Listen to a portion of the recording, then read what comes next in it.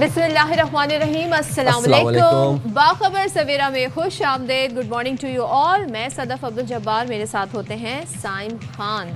तो जनाब, ये क्या हो रहा है? ये कल आपने देखा नहीं? हाँ, कल ये नहीं देखा आपने? ये जो आप जहाज, ये हम राफेल्स गिरा, बिल्कुल जी। कल हारिस रऊफ ने इस चीज का मुजाहरा किया ना मैच के दौरान। अच्छा, मैच की बात हो रही है। मैच की बात हो रही है। मैच की बात हो रही है। तो जनाब, कल था सुपर 4 मरहले में पाकिस्तान और इंडिया का टकरा। और जब पाकिस्तान और इंडिया टकराते हैं तो आपको पता है कि चाहे हम कितने ही डिसअपॉइंटेड हों, चाहे हमारे दिल कितने ही दुखे हुए हों, हम फिर भी टीवी खोल के उसके आगे बैठ जाते हैं। पूरी फैमिली एक्साइटेड होती है और सबको ये होता है कि जी मैच में क्या होना है, क्या होना है। और हो सकता है आज हमारा लकी डे हो सकता है आज का दिन हमारा लकी डे हो। लेकिन हुआ क्या, पाकिस्तान ने जी टॉस जीत हार गए। कुछ लोग कहते हैं, हमारे बहुत सारे सीनियर प्लेयर्स हैं, वो कहते हैं चले जी हार जाएं, अच्छी बात है, फिर हमें फैसला नहीं करना पड़ेगा, वरना हम डर डर के फैसला करेंगे और हम अकॉर्डिंग टू पिच नहीं फैसला करेंगे। लेकिन इंडिया ने पहले हमें दावत दी बैटिंग करने की, हमारी बैटिंग की बारी आई और मुझे तो यकीन नहीं था, टू बी ऑनेस्ट, कि हमारी टीम इतना भी स्कोर जोड़ पाएगी। लेकिन पाकिस्तान ने गालिबन 171 रन बनाए और 172 का टारगेट दिया। अब हम ये देखेंगे कि हुआ क्या। साइम जो थे इस बार 0 पर आउट नहीं हुए, साइम 20 रन बना सके। फ़खर जमान का जो आउट था वो बड़ा मुतनाज़िरा, उसमें ज़रा डिटेल बात करेंगे। फरहान जब आए, साहबजादा फरहान, तो उन्होंने जी पांड्या को कहा चल तू बॉल करा, और उसके बाद फिर जो हुआ वो हम सब ने देखा। और उनका वो जो सिग्नेचर स्टाइल था वो ये वाला सेलिब्रेशन उनकी बड़ी कमाल थी। अच्छा, द पॉइंट इज कि कल का मैच समवॉट मैंने तो एंटिसिपेट किया हुआ था कि कल होना क्या है।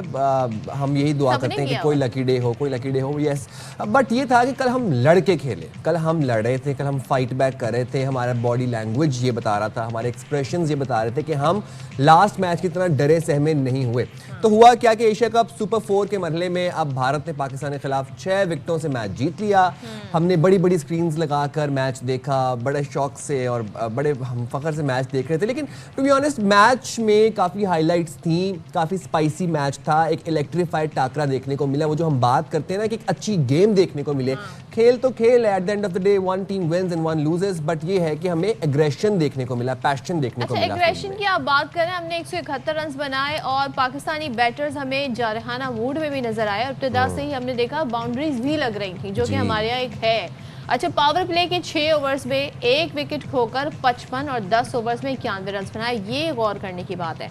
मैं साहबजादा फरहान की बात कर रही थी, उन्होंने 3 छक्के लगाए, 5 चौके लगाए, 58 रन उन्होंने जोड़े। साइम अयूब और मोहम्मद नवाज ने 21-21, फ़हीम अशरफ ने आखिर में आकर 8 गेंदों पर 20 रन बनाए। और उसके बाद हमने देखा जी भारतीय बॉलर्स बुमराह को कड़ी, कल बड़े रन पड़े, 45 से ऊपर बुमराह ने 45 रन दिए और कोई विकेट नहीं ले सके। फिर उसके बाद भारत के शिवम दुबे ने 2 विकेटें हासिल की।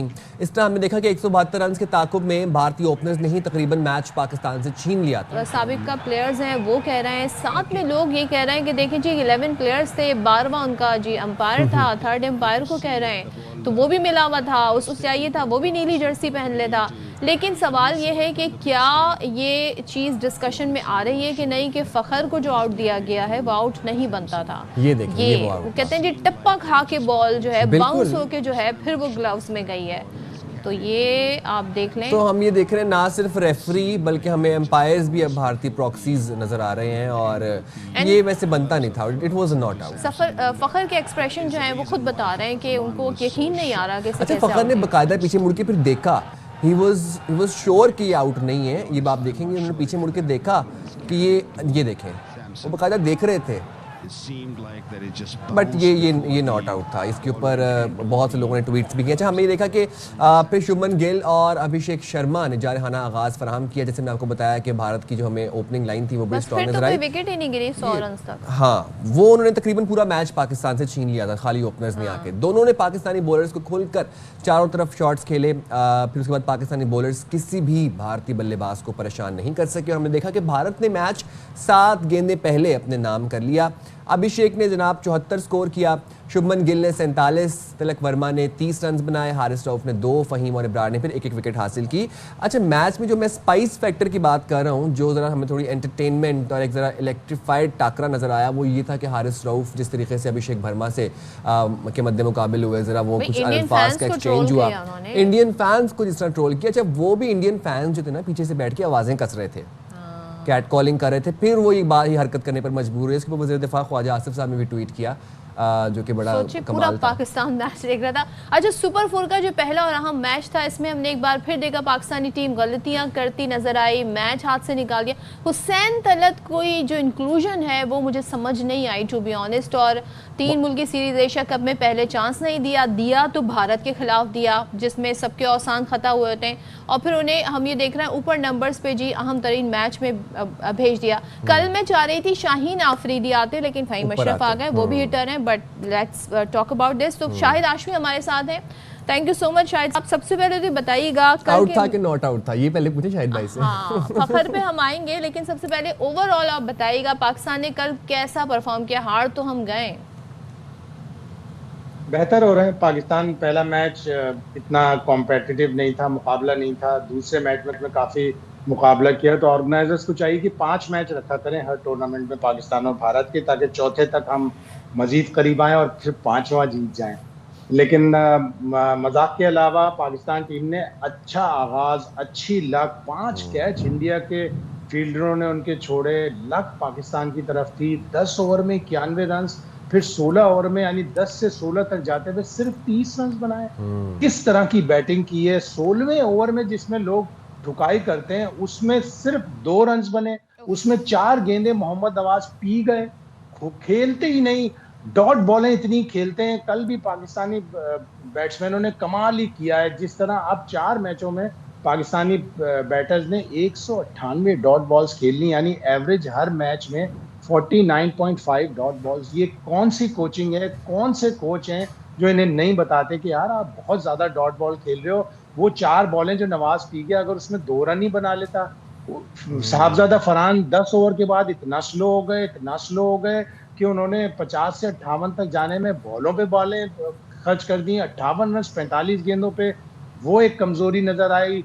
सलमान, जिस तरह आपने हुसैन तलत का कहा, 10 रन 11 गेंदों पे, हालांकि वो अच्छे प्लेयर हैं। और कल यही इनकी एक मेंटालिटी थी कि एक लेफ्ट हैंडर होगा और एक राइट हैंडर, अगर राइट हैंडर आउट होगा तो राइट हैंडर भेजा जाएगा। सलमान का जिक्र किया, कैप्टन है, लेकिन नहीं उनसे कल बैट चल रहा था और नहीं स्ट्राइक कर पा रहे थे। क्यों वो खुद आए उस टाइम पे? उन्हें किसी और को भेजना था अपनी जगह। Do you agree with this? Single player इतना बुरा नहीं है, सिंगल आप क्यों नहीं लेते? आप एक डिसीजन लेते हो। कायदे आजम रहमतुल्लाह अलैह का कॉल है कि I take a decision and then make it right. यानी आप उस डिसीजन को, हुसैन तलत का गलत साबित हो गया, सलमान आगा को ऊपर आना गलत साबित हो गया, शाहीन शाह अफरीदी जो अच्छी बैटिंग कर रहे थे, मोहम्मद हारिस वो डगआउट में बैठे रह गए, उनकी बैटिंग ही नहीं आई। गो के फ़हीम अशरफ आए, उन्होंने कुछ थोड़ा सा तेजी दिखाई और आखिरी 4 ओवर में पाकिस्तान ने 50 रन बना लिए। वो एक क्रूशल पीरियड था, लेकिन पाकिस्तान 30 रन शॉर्ट था।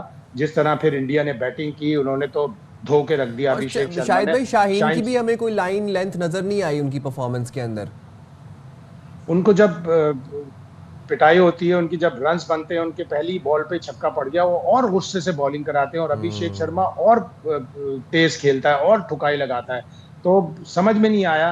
पाकिस्तान के 3 बॉलर्स ने, साइम अय्यूब, अबरार और शाहीन शाह अफरीदी ने मिलाकर 8 और 3 11.5 ओवर्स में 117 रन दे दिए। 117 रन बहुत ज्यादा होता है शाहिद साहब। साइम तो, लेकिन साइम ने पिछले मैच में तो बहुत अच्छी बॉलिंग की थी। 3 विकेट। ठीक है, मगर मुझे कॉम्बिनेशन बताएं शाहीन के साथ साइम, मुझे ये कॉम्बिनेशन समझ नहीं आया। फौरी अटैक आपने साइम से करवाया। करते हैं एक टीमें करती हैं कि एक एंड से फास्ट बॉलिंग करते हैं कि 130 140 की स्पीड पे आ रही हो, दूसरे एंड से 90 80 की स्पीड से गेंद आ रही हो, तो थोड़ा सा बैट्समैन को एडजस्ट करने में टाइम लगता है। लेकिन इंडिया के बैटर्स जो हैं वो स्पिन को बहुत ही अच्छा खेलते हैं।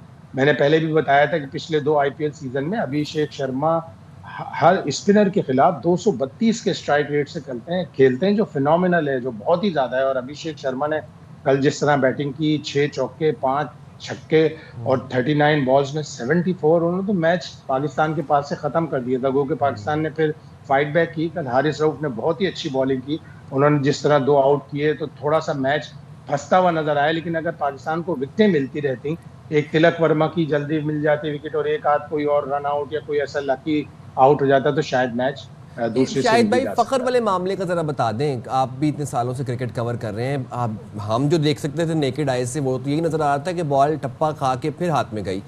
ये क्या हुआ फ़खर? नॉट आउट था, आउट था? ज़रा समझाने की कोशिश करेंगे। पिछले मैच में रुचिरा परेरा को, ये रुचिरा पालिया गुरु के जो श्रीलंकन अंपायर है, उनको गेंद लगी थी हारिस की, कंकशन हुआ था। मुझे लग रहा है अभी तक उनको कंकशन ही है, उनको चीजें सही से नजर नहीं आ रही। मोहसिन नकवी ने, वो जब अस्पताल गए थे तो मोहसिन नकवी ने बड़े अच्छे जेस्चर का मुजाहरा करके उनको गुलदस्ता भी भेजा, लेकिन लगता है वो गुलदस्ता काम भी नहीं आया। उन नेक ख्वाहिशात का उन्होंने बड़ा बुरा जवाब दिया। जब भी कोई on field umpire not out देता है, अंपायर को समझ नहीं आ रही थी कि ये आउट है या बॉल सही से कैच पकड़ा है संजू सैमसन ने, यानी तो उसने थर्ड अंपायर को दिया। और थर्ड अंपायर के पास जब तक ठोस सबूत नहीं होता वो आउट नहीं देता। उसके पास कोई ठोस सबूत नहीं था, बिल्कुल बेनिफिट। और उसी अंपायर ने बुमराह के छठे ओवर में एक नो बॉल भी नहीं दी। नो बॉल थर्ड अंपायर का काम होता है, लेकिन लग रहा है पालिया गुरु के अभी भी कंकशन है, अभी भी उनको चक्कर आ रहे हैं। हुसैन तलत क्यों सेलेक्ट किया? कल के मैच में क्यों लिया हमने उन्हें? देखें, हसन नवाज स्कोर नहीं कर रहे थे, वो स्पिनर्स पे बड़ा बुरी तरह एक्सपोज हुए थे। जब से पाकिस्तान ने बांग्लादेश का दौरा किया, Bangladesh, West Indies, tri series और ये 3 मैच वो खेले, 14 मैचों में वो 9 दफा स्पिनर्स पे आउट हुए। एक प्लेयर स्ट्रगल कर रहा है, स्पिनिंग कंडीशन है, स्पिनर इंडिया के बहुत अच्छे हैं, तो फिर फैसला तो दुरुस्त था। लेकिन हुसैन तलत ने उस फैसले को दुरुस्त साबित नहीं किया। उनको ऊपर भी भेजा गया, उनको इसलिए भेजा गया था कि वो स्ट्राइक रोटेट करेंगे, सिंगल तेजी से लेंगे। सिंगल तो लेते रहे, लेकिन उन्होंने एक बाउंड्री नहीं लगाई, एक छक्का नहीं लगाया। और वहां से जो टेम्पो टूटा पाकिस्तान का, जैसे मैंने बताया कि 10 ओवर में 91 फॉर 1 और फिर 16 ओवर में जाके 121, 30 रन अगले 6 ओवर में, पूरा मैच उठा दिया आपने। और अब लोग तो उंगलियां उठा रहे हैं इस बैटिंग की तरफ। और ये बताएं, जब भारतीय बैटर्स आते हैं, सिर्फ 2 उनके बैटर की बात करें, शुभमन गिल की बात करें और अभिषेक की बात करें, जिस तरह के वो शॉट खेलते हैं, जो उनकी शॉट सिलेक्शन होती है, पक्के शॉट खेलते हैं और बॉल बल्ले पर आती है और जाकर फिर वो स्ट्राइक करती है, या तो बाउंड्री के पार जाती है, नहीं तो सिंगल डबल उनके चलते रहते हैं। हमारे बॉलर्स कब ऐसे खेलेंगे? उनके पास ये स्किल्स क्यों नहीं है शाहिद साहब? हमारे बॉलर्स ने, हारिस रऊफ ने बहुत अच्छी बॉलिंग की, वो आए, फहीम अशरफ ने बहुत अच्छी बॉलिंग की।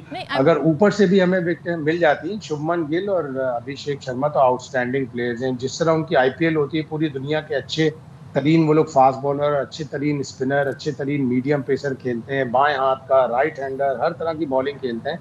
बड़े मेच्योर हो गए, पता नहीं लगता है उनके बल्ले किसी अलग ही कंपनी से, कोई स्प्रिंग लगे हुए बल्ले हैं कि टच होती है बॉल और जाती बाउंड्री लाइन पे। वाकई उनके बल्ले हमें मुस्तार ले लेने चाहिए। शाहिद भाई अब हमारे साथ रहेगा, हमें ज्वाइन किया है senior sports analyst Najibul Hussain साहब ने। बहुत शुक्रिया नजीब भाई, आपने बाखबर सवेरा के लिए वक्त निकाला। कल हमने देखा कि बैटर्स ने 171 रन स्कोर किए, लेकिन बॉलर्स ने बिल्कुल भी साथ नहीं दिया। मायूस कुन परफॉर्मेंस थी बॉलर्स की भी हमारी, और बैटिंग लाइन में अगर हम कहें कि शेकी थी, क्या कहेंगे? अस्सलाम वालेकुम, गुड मॉर्निंग। जी बिल्कुल आपने सही कहा कि 171 करने के बाद भी हम ये मैच नहीं बचा पाए। लेकिन बॉलिंग पे तो मैं आता हूँ क्योंकि मुझे ऑब्वियसली पता है कि हमारी बॉलिंग अब बहुत ही टूथलेस सी दिखाई देती है। लेकिन बैटिंग में भी मैं आपको बताऊं कि इससे पिछले मैच की तरफ जाएं तो बांग्लादेश ने 169 चेस कर लिए श्रीलंका के अगेंस्ट, और कोई नहीं सोच रहा था कि श्रीलंका की इतनी ज़बरदस्त टीम को बांग्लादेश हरा देगी। तो यहाँ पे भी हमको ये समझना था कि 170-171 is not enough. It's a decent score, इस पे फाइट हो सकती है, बट ये जीतने वाला स्कोर नहीं था। जिस तरह से पाकिस्तान ने पहले 10 ओवर में बैटिंग की, 90 कर लिया था, पावर प्ले में 55 for 1 जो कि हमारा हाईएस्ट पावर प्ले स्कोर है इन T20 इंटरनेशनल अगेंस्ट इंडिया, उसके बावजूद हम कैपिटलाइज नहीं कर पाए। यहाँ 195-200 तक जाना मस्त था अगर हमें इंडिया को कोई थ्रेट देनी थी, उनको अंडर प्रेशर लाना था। उसके बाद खैर वो तो इतना तेज़ खेले, उन्होंने तो शुरू के 6 ओवर में ही हमसे गेम छीन लिया, तो बाद में तो कुछ रहा ही नहीं था। डिसअपॉइंटिंग फॉर पाकिस्तान, बट ये तो हमें फेस करना ही पड़ा कल के इस मैच में। अच्छा, और नजीब चीज़ और बताएं, शाहीन और अबरार की बात करें, ज़ाहिर है हम खुद बैठ के इसी प्लेटफॉर्म पे अबरार के लिए बड़ा बात करते थे कि उनका इंक्लूजन टीम में होना चाहिए। 82 रन पड़े दोनों को, और दोनों किसी मौके पर भी हमने देखा कि वो भारतीय बैटर्स को परेशान नहीं कर सके। अब यहाँ पर सवाल उठता है कि आपकी बॉलिंग स्ट्रैटेजी थी क्या आप प्लानिंग करके गए थे, ख़ास तौर पर जब आपको पता हो आपके अगेंस्ट जो है वो बैटर्स हैं वो भी इंडियन? जी ये वही बात हो गई ना, बॉलिंग में आपकी बिल्कुल ही दम नहीं लग रहा। और मुझे ऐसा लगता है कि ये 2-3 साल से सिलसिला चल रहा है। इससे पहले हम अपनी बॉलिंग को वर्ल्ड क्लास कहते थे, बड़ा नाज करते थे। अब तो समझ में ही नहीं आता। Right from the word go Abhishek Sharma ने जो चार्ज किया और गिल ने उनका साथ दिया, उसके बाद क्या शाहीन, क्या अबरार, क्या साइम, किसी को उन्होंने खाते में ही नहीं लिया और उन्होंने बहुत पिटाई की। सूर्या कुमार यादव प्रेस कॉन्फ्रेंस में भी कह रहे थे कि जो हमारा ओपनिंग पेयर है ना, ये आग और पानी का एक कॉम्बिनेशन है। अगर अभिषेक आग की तरह हैं तो गिल पानी की तरह मिलकर दोनों एक बड़ा थ्रेट बन जाते हैं ऑपोजिशन की बॉलिंग पर, और वही हुआ। इनको जीतने के लिए हमने पहले ही कहा था कि अर्ली ऑन विकेटें लेना होगी, अदरवाइज ये दोनों अगर चल गए, और स्पेशली अभिषेक शर्मा जिनके 21 T20 इंटरनेशनल में 34 की एवरेज है और स्ट्राइक रेट ऑलमोस्ट 200 का है, तो ये तो फेमस है इसके लिए ना कि आपसे गेम छीन के ले जाते हैं, और कल बिल्कुल ऐसा ही हुआ। अच्छा नजीब भाई, हमें पाकिस्तानी बॉलर्स ने पावर प्ले में एक भी विकेट नहीं ली, जबकि पावर प्ले में आपको अपनी पीक परफॉर्मेंस दिखानी होती है, तो आपको क्या लगता है कि क्या उसी वक्त ही मैच हाथ से निकल गया था? बिल्कुल, जैसे मैंने अभी कहा कि वो पावर प्ले में ही आपसे गेम ले गए। मेरे हिसाब से पाकिस्तान इस गेम में सिर्फ अपनी बैटिंग के 10 ओवर में कंट्रोल में लगा। उसके बाद से जो गेम हमारे हाथ से निकला, हमने कोशिश की कि हम वापस आ जाएं, वो फिर कभी वापस नहीं आया, क्योंकि उन्होंने तो पहली बॉल से ही अपनी तरफ कर लिया था। जिस तरह से अभिषेक शर्मा और शुभमन गिल खेले, इट वाज जस्ट फैंटास्टिक। फिर उसके बाद कहीं लगा ही नहीं कि आप कमबैक कर सकते हैं। आपकी बॉलिंग बड़ी कमज़ोर नज़र आई। बार बार हम लोग, हमारी ट्रांसमिशन चल रही थी कल, उसमें यही कह रहे थे कि अगर इंडिया को अंडर प्रेशर लाना है तो आपको पावर प्ले में कम से कम 2 और हो सके तो 3 विकेटें लेनी पड़ेंगी। अदरवाइज एक बार ये वहाँ से उन्होंने मोमेंटम बना लिया ना, तो वो पाकिस्तान की तरह उसको गवाएंगे नहीं उस अपॉर्चुनिटी को। वो अपॉर्चुनिटी उनके हाथ में आई तो ऐसा 1 मिनट को भी नहीं लगा कि इंडिया ये मैच हार सकती है। और नजीब फ़खर आते हैं, जो फ़खर का आउट दिया गया है बड़ा मुतनाज़ हो गया, बहुत डिस्कशन में इस वक्त आ रहा है, और जब भी शक होता है तो उसका बेनिफिट बैटर को दिया जाता है, बेनिफिट ऑफ डाउट बैटर को दिया जाता है, मगर यहाँ ऐसा नहीं हुआ। आपकी इस पे क्या राय है? जी बिल्कुल, आप तो मुतनाज़े कह रही हैं, मैं तो इसको कहूँगा कि प्रॉपर ये गलत फैसला था। क्योंकि आप अगर हार्दिक पांड्या की बॉडी लैंग्वेज देखें, उससे भी पता चल रहा था कि जैसे उनको भी आइडिया है कि ये गलत आउट है, ये आउट नहीं हुआ है। और उसके बाद जब टीवी एम्पायर तक बात चली जाती है ना, तो फिर तो कंक्लूसिव एविडेंस ना हो तब तक आप आउट दे ही नहीं सकते। एक तो इंडिया पाकिस्तान की क्रिकेट में इतना फ़र्क, उनके प्लेयर्स इतने ज़बरदस्त, हमारा एक प्लेयर इतना अच्छा चल रहा था, एक मूड में आया हुआ था, और उसको आपने गलत आउट दे दिया। तो ये तो बराबरी वैसे ही नहीं है दोनों टीमों के बीच में, और एक ऐसे आउट से बहुत फ़र्क पड़ जाता है।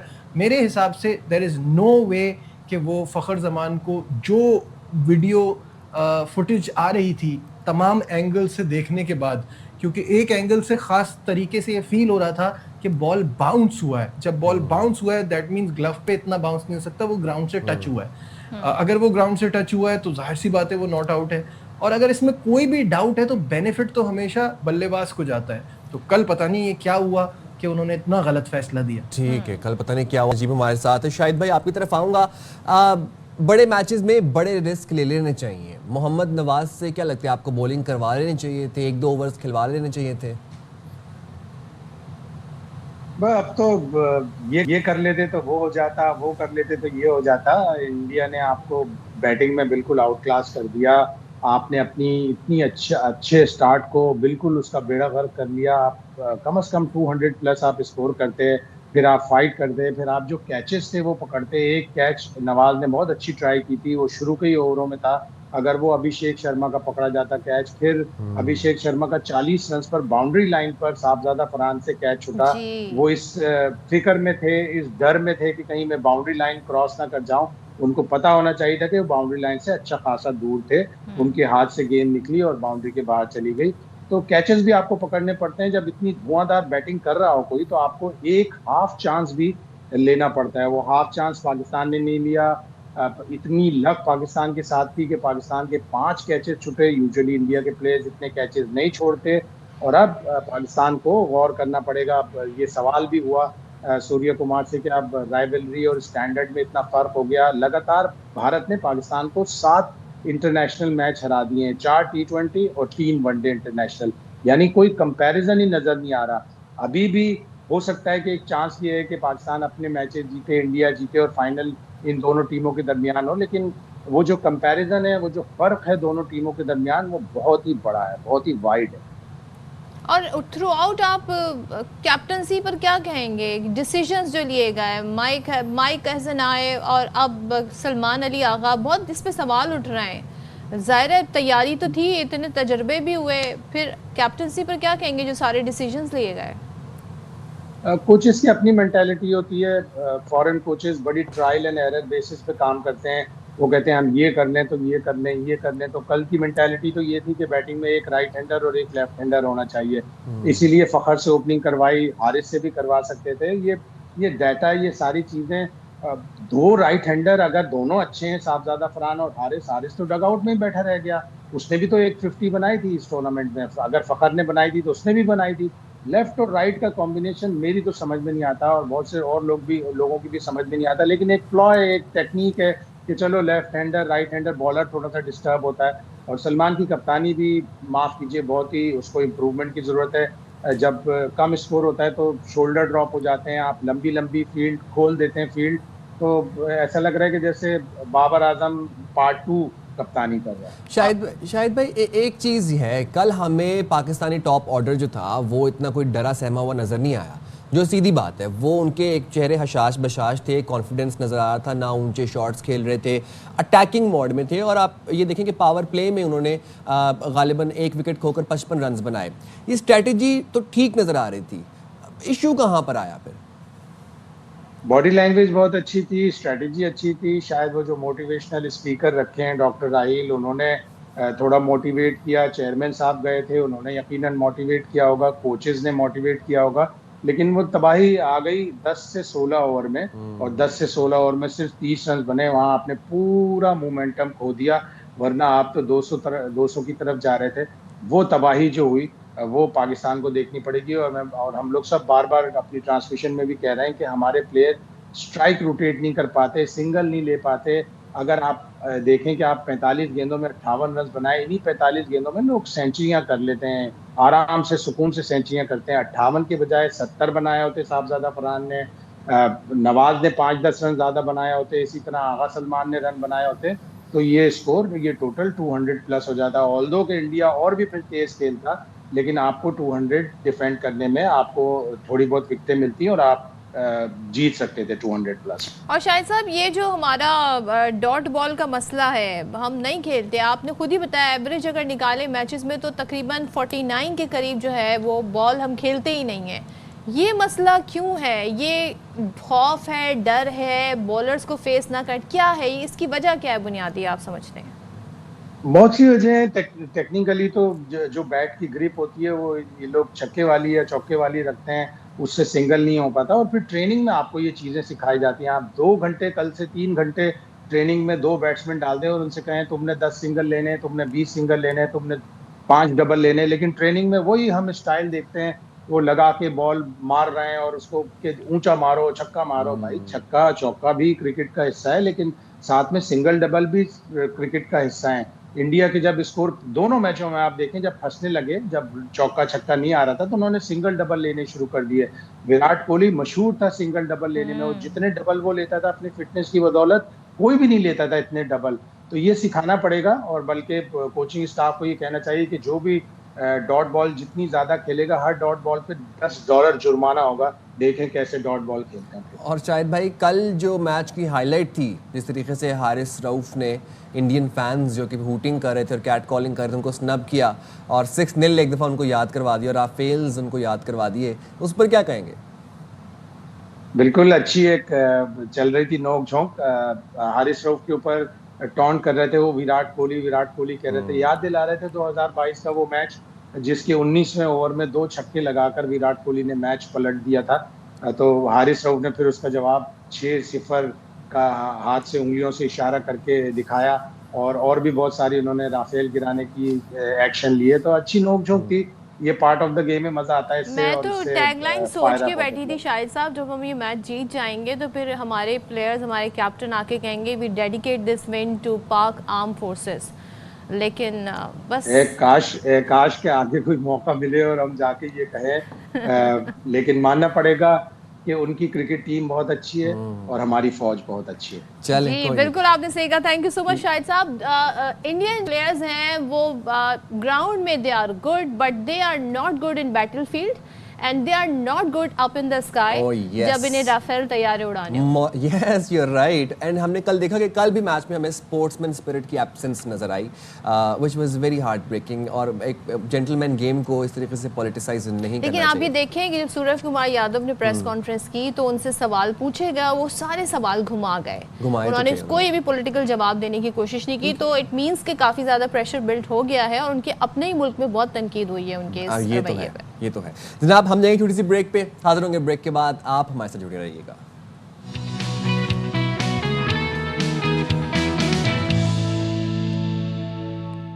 Welcome back once again. और जब हम बात करते हैं मौसमियाती तब्दीली की, तूफानी बारिशों की, बेवक्त बेमौसम बारिशों की और एक्सटेंडेड मॉनसून सीज़न की, तो फिर जाहिर है पाकिस्तान में जो हालिया सैलाब से तबाहकारियाँ आई हैं, इट मेक्स सेंस कि क्लाइमेट चेंज जो है वो पाकिस्तान पर क्या असरात डाल रहा है। अच्छा, यहाँ पे हम डिस्कशन करना चाह रहे हैं, लाखों एकड़ अराजी है, ज़रई अराजी है, ज़रखेज़ ज़मीन जिसे नुकसान पहुँचा है, ज़ेर आब आ गई है, फसलें तबाह हो गई हैं।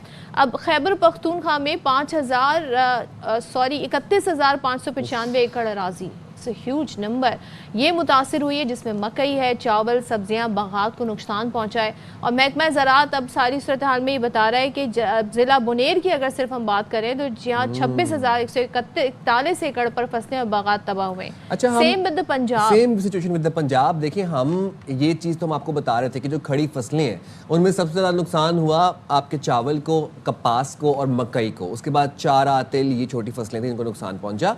यहाँ पर अब बात खड़ी फसलों की नहीं हो रही, उनको तो जो नुकसान पहुंचा वो पहुंचा। यहाँ पर बात हो रही है ज़रई ज़मीन की, जिनके ऊपर वो फसलें उगाई जाती हैं, वो ज़ेरे आब आ गई, उसको शदीद नुकसान पहुंचा। उसके ऊपर सिल्टिंग हो गई, उसके ऊपर सैंड की एक लेयर थी वो फॉर्म हो गई और वो लेयर कई फीट ऊंची लेयर थी। अब हम देख रहे हैं पंजाब में भी सिचुएशन कुछ डिफरेंट नहीं है। पंजाब में हालिया सैलाब से आप देखें कि 13 लाख एकड़ ज़मीन ज़ेरे आब आई है और सैलाब से चावल की 9%, गन्ने की 7% और कपास की 2% फसल मुतासर हुई। जबकि सबसे ज़्यादा नुकसान जो हुआ है वो दरियाए रावी, चिनाब और सतलुज के किनारे आबाद 28 अजला में हुआ है। अब वज़ीर-ए-आज़म शहबाज शरीफ ने मौजूदा सूरत हाल पर माहौलियाती और ज़रई एमरजेंसी नाफिज करने का ऐलान भी किया है। अच्छा, ज़ाहिर है अब ये ऐलान तो हो गया है, लेकिन लोगों का बहुत सारी अब कंप्लेन सामने आ रही हैं, बहुत सारे मुतालबे सामने आ रहे हैं, सोशल मीडिया पर तरह तरह की वीडियो सामने आ रही है। तो हम उसमें देख रहे हैं कि सैलाबी पानी के जो असरात होते हैं वो क्या होते हैं। एक वीडियो ये भी है जो आपके सामने है, ज़रा इसको डिस्कस कर लेते हैं। इसमें जी सैलाब से मुतासरा किसान हैं मियां इफ्तिखार निकुकारा, उनका ये कहना है कि उनकी ज़मीन थी और यहाँ पर उनके ट्रैक्टर थे और दीगर सामान था, वो सब रेत तले, मट्टी तले दब गया है। अब अगर हम ट्रैक्टर की हाइट की बात करें तो गालिबन वो 7 फीट के करीब होती है। अगर वो दबेगी भी तो ज़ाहिर है उसके आसार कहीं नज़र नहीं आ रहे। तो क्या ये 10 फीट तक नीचे चली गई है? मतलब मुझे समझ नहीं आ रहा कि क्या बाकी इसके नीचे ट्रैक्टर है। मैं खुद हैरान हूँ। वो कह रहे हैं कि हमारा यहाँ पर डेरा होता था। अब आप सोचें, डेरे की हाइट आपको अंदाज़ा होगा कि तकरीबन 20-25 फुट भी तकरीबन डेरे की हाइट होती है। तो मतलब अगर 20-25 फुट के डेरे की हाइट है तो कितना, मतलब 30 फुट, चलो अगर 15 फुट भी डेरे की हाइट है तो क्या 20 फुट मट्टी आ गई? मतलब दिस इज़ वेरी अलार्मिंग। और अगर आई है तो this is a very alarming situation. फिर नीचे तो क्या क्या दबा होगा। आप ज़रा देखते हैं इस वीडियो में वो किस तरीके से डिस्कवर कर रहे हैं, वो किस तरीके से ढूंढ रहे हैं अपनी सामान और अपनी जगह।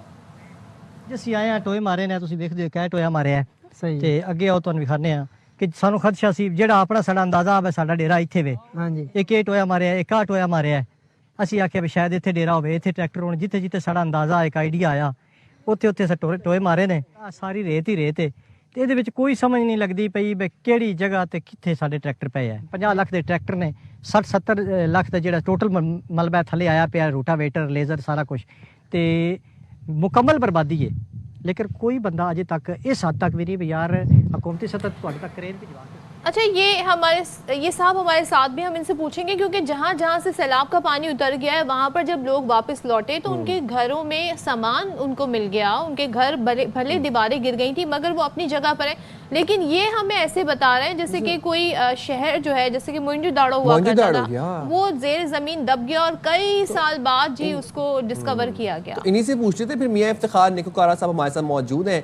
बहुत शुक्रिया इफ्तिखार साहब, आपने बाखबर सवेरा के लिए वक्त निकाला। जरा बताइएगा सैलाब से क्या नुकसानात हुए हैं, और हम आपकी वीडियो में जिस तरीके से देख सकते हैं कि आप कह रहे हैं कि ट्रैक्टर और डेरे भी जो है वो मट्टी के नीचे आ गए हैं, कितनी अराजी मुतासिर हुई है, क्या सूरत हाल है?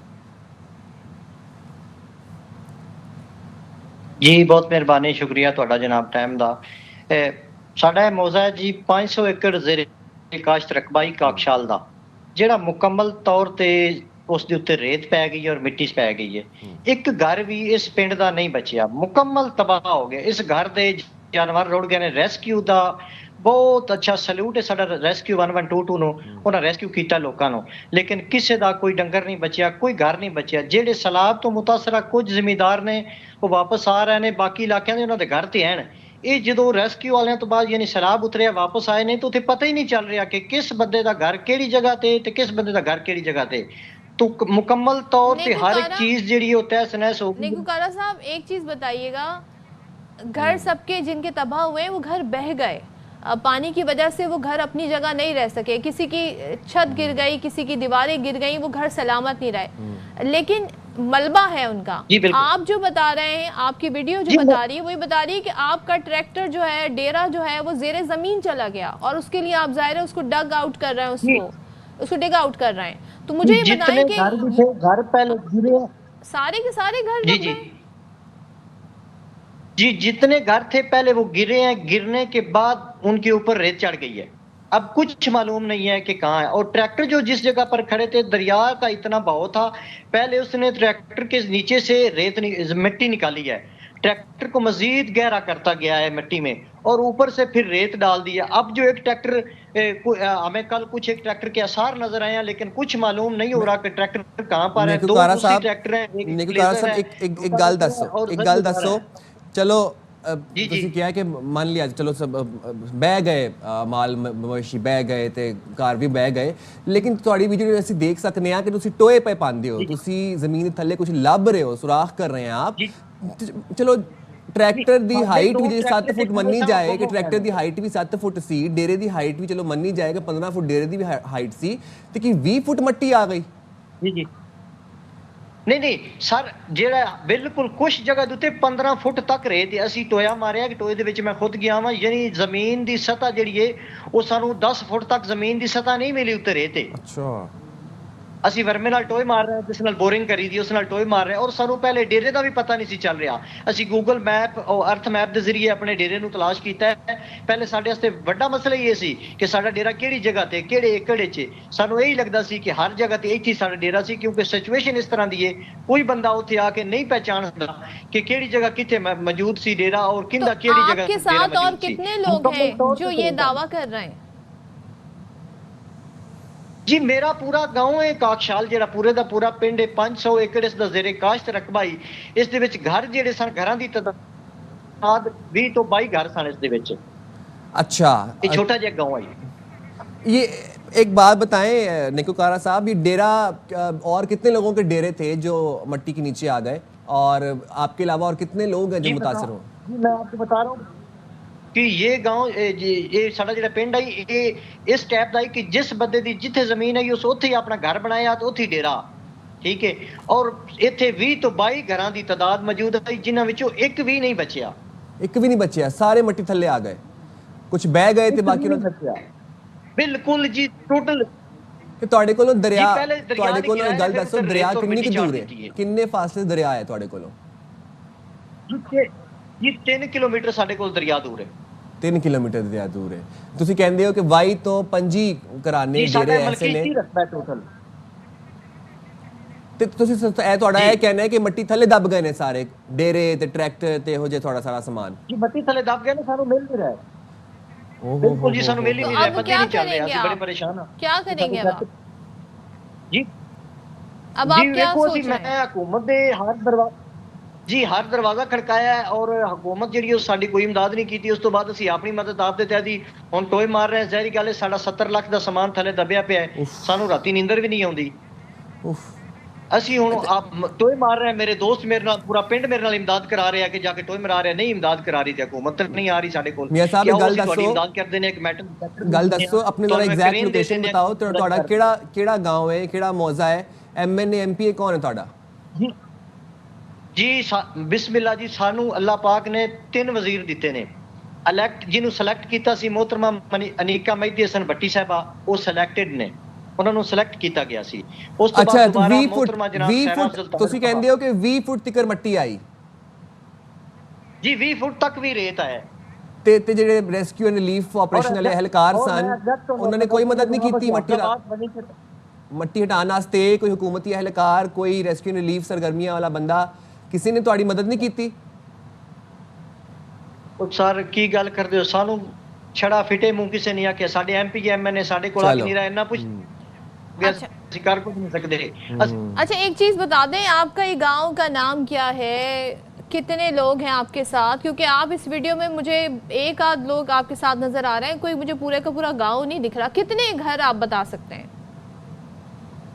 जी देखें उस ਉਹਦੇ ਵਿੱਚ ਗੱਲ ਇਹ ਵੇ ਮੈਡਮ ਕਿ ਘਰ ਉੱਥੇ ਕਿਵੇਂ ਨਜ਼ਰ ਆਉਣ, ਲੋਕ ਤੁਹਾਨੂੰ ਕਿਵੇਂ ਨਜ਼ਰ ਆਉਣ? ਜਿੰਦਾ ਘਰ ਹੀ ਨਹੀਂ ਬਚਿਆ ਉਸ ਉੱਥੇ ਆ ਕੇ ਕੀ ਕਰਨਾ? ਮੈਂ ਤੇ ਆਪਣੀ ਮਜਬੂਰੀ ਨਾਲ ਜਾ ਰਿਹਾ, ਮੇਰੇ ਟਰੈਕਟਰ ਥੱਲੇ ਦੱਬੇ ਪਏ ਨੇ। ਬਾਕੀ ਲੋਕਾਂ ਨੂੰ ਪਤਾ ਹੀ ਨਹੀਂ ਵੀ ਸਾਡਾ ਡੇਰਾ ਕਿੱਥੇ ਵੇ। ਮੈਂ ਥੋੜਾ ਇੱਕ ਸਹਾਰਾ ਲਿਆ ਗੂਗਲ ਮੈਪ ਦਾ, ਮੈਨੂੰ ਆਪਣਾ ਡੇਰਾ ਮਿਲ ਗਿਆ। ਬਾਕੀ ਲੋਕਾਂ ਨੇ ਵੀ ਨਹੀਂ ਮਾਲੂਮ ਹੋ ਰਿਹਾ ਵੀ ਸਾਡੇ ਡੇਰੇ ਕਿੱਥੇ ਸਨ, ਸਾਡੇ ਘਰ ਕਿੱਥੇ ਸਨ। ਅਸੀਂ ਆਪਣਾ ਸਮਾਨ ਥੱਲੇ ਪੱਟੀਏ ਜਾਂ ਖੁਦਾਈ ਕਰਾਈਏ। ਅੱਛਾ ਅਸੀਂ ਵੀਡੀਓ 'ਚ ਵੇਖ ਸਕਦੇ ਹਾਂ ਕਿ ਮੇਰੀ ਗੱਲ ਸੁਣੋ ਮੀਆਂ ਸਾਹਿਬ, ਅਸੀਂ ਵੀਡੀਓ 'ਚ ਵੇਖ ਸਕਦੇ ਹਾਂ ਕਿ ਦਰਖਤ ਬੂਟੇ ਤੇ ਉਂਝ ਦੇ ਉਂਝ ਨੇ, ਸਲਾਮਤ ਨੇ। ਚਲੋ 20 ਫੁੱਟ ਮਿੱਟੀ ਆਈ ਵੀ ਤੇ ਦਰਖਤ ਨਹੀਂ ਥੱਲੇ ਆਏ? ਨਹੀਂ ਸਰ, ਤੁਹਾਨੂੰ ਜਿਹੜੇ ਵੀਡੀਓ ਦੇ ਵਿੱਚ ਦਰਖਤ ਨਜ਼ਰ ਆ ਰਹੇ ਨੇ ਉਹ ਥੋੜੇ ਦੂਰ ਤੋਂ ਬਾਂਸ ਨਜ਼ਰ ਆ ਰਿਹਾ। ਔਰ ਬਾਂਸ ਇੱਕ ਵੈਦ ਐਸੀ ਫਸਲ ਹੈ ਜਿਸ ਦਾ ਕੱਦ ਜਿਹੜਾ ਉਹ ਤਕਰੀਬਨ ਤੁਹਾਨੂੰ ਪਤਾ ਹੈ ਆਖਰ ਹਾਈਟ 35-40 ਫੁੱਟ ਤੱਕ ਜਾਂਦੀ ਹੈ। ਇੱਕ ਸਿਰਫ ਇਸ ਪੂਰੇ ਮੋਜ਼ੇ ਦੇ ਵਿੱਚ ਇੱਕ 8 ਏਕੜ ਦਾ ਬਾਂਸ ਦਾ ਬਾਗ ਹੈ ਮੇਰਾ, ਉਹ ਬਚਿਆ, ਹੋਰ ਕੋਈ ਚੀਜ਼ ਨਹੀਂ ਬਚੀ ਇਸ ਏਕੜ ਦੇ। ਤੁਹਾਡੇ ਮੋਜ਼ੇ ਦਾ ਨਾਂ ਕੀ ਹੈ? ਜੀ ਕਾਕਸ਼ਾਲ ਸਾਡੇ ਮੋਜ਼ੇ ਦਾ ਨਾਂ ਹੈ। ਬੈਗ ਮੀਆਂ ਫਜ਼ਲ ਨੇਕੋਕਾਰੇ ਦੀ ਦੇ ਨਾਲ ਇਹ ਮੁਹਲਕਾ ਪਿੰਡ, ਦੂਸਰਾ ਸਾਡਾ ਕਾਕਸ਼ਾਲ। ਠੀਕ ਹੈ, ਤੇ ਹੁਣ ਜ਼ਰਾ ਇਹ ਵੀ ਦੱਸ ਦਿਓ ਕਿ ਤੁਸੀਂ ਹੁਣ ਆਪਣੀ ਥਾਂ ਕਿਸ ਤਰ੍ਹਾਂ ਲੱਭ ਰਹੇ ਹੋ, ਟਰੈਕਟਰ ਕਿਸ ਤਰ੍ਹਾਂ ਲੱਭ ਰਹੇ ਹੋ, ਜ਼ਮੀਨ 'ਚ ਟੋਏ ਕਰ ਰਹੇ ਹੋ?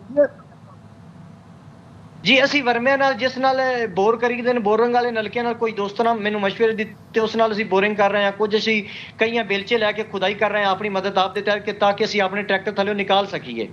चलो ठीक है, बहुत शुक्रिया साहब, thank you so much. Let's क्या होता है भाई, ये वीडियो काफी ज्यादा इस वक्त गर्दिश कर रही है और माहिर अर्जियात के लिए एक तो ये सवालिया निशान है। एक बड़ा मौजा ही जो है वो मिट्टी की टास्क लगता है। राइट राइट, मतलब मोहनजोदड़ो के बाद अब ये दरियाफ्त होगा यहाँ से मौजा जिन्होंने जिसका नाम बताया। I am surprised. जाएं छोटी सी ब्रेक पे, हाजिर होंगे ब्रेक के बाद।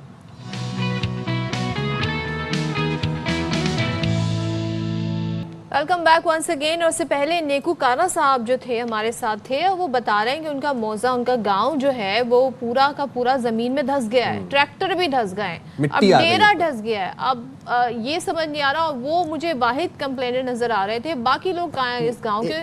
और ये सारी सूरत हाल है। अब क्या वाकई ऐसा हो सकता है? सर इसी सूरत हाल पर बात कर लेते हैं। हमारे साथ मौजूद होंगे assistant professor department of soil and environmental sciences. एक चीज आपने नोटिस की कि वो कहते मैंने अपना डेरा कैसे ढूंढा, मैंने गूगल मैप्स के जरिए अपना डेरा ढूंढा।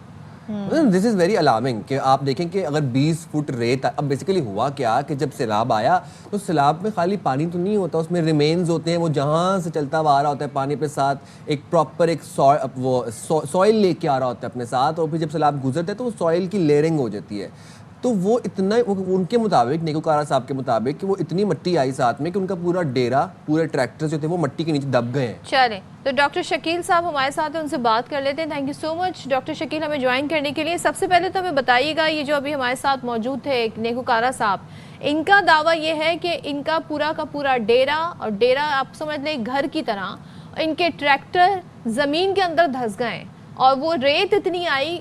तो आप मुझे बताएं, इस तरह जब सैलाब आता है तो, और जिस तरह आया है, तो कई फीट रेत ऐसे आ सकती है कि वो पूरा का पूरा घर और ट्रैक्टर उसमें धंस जाए?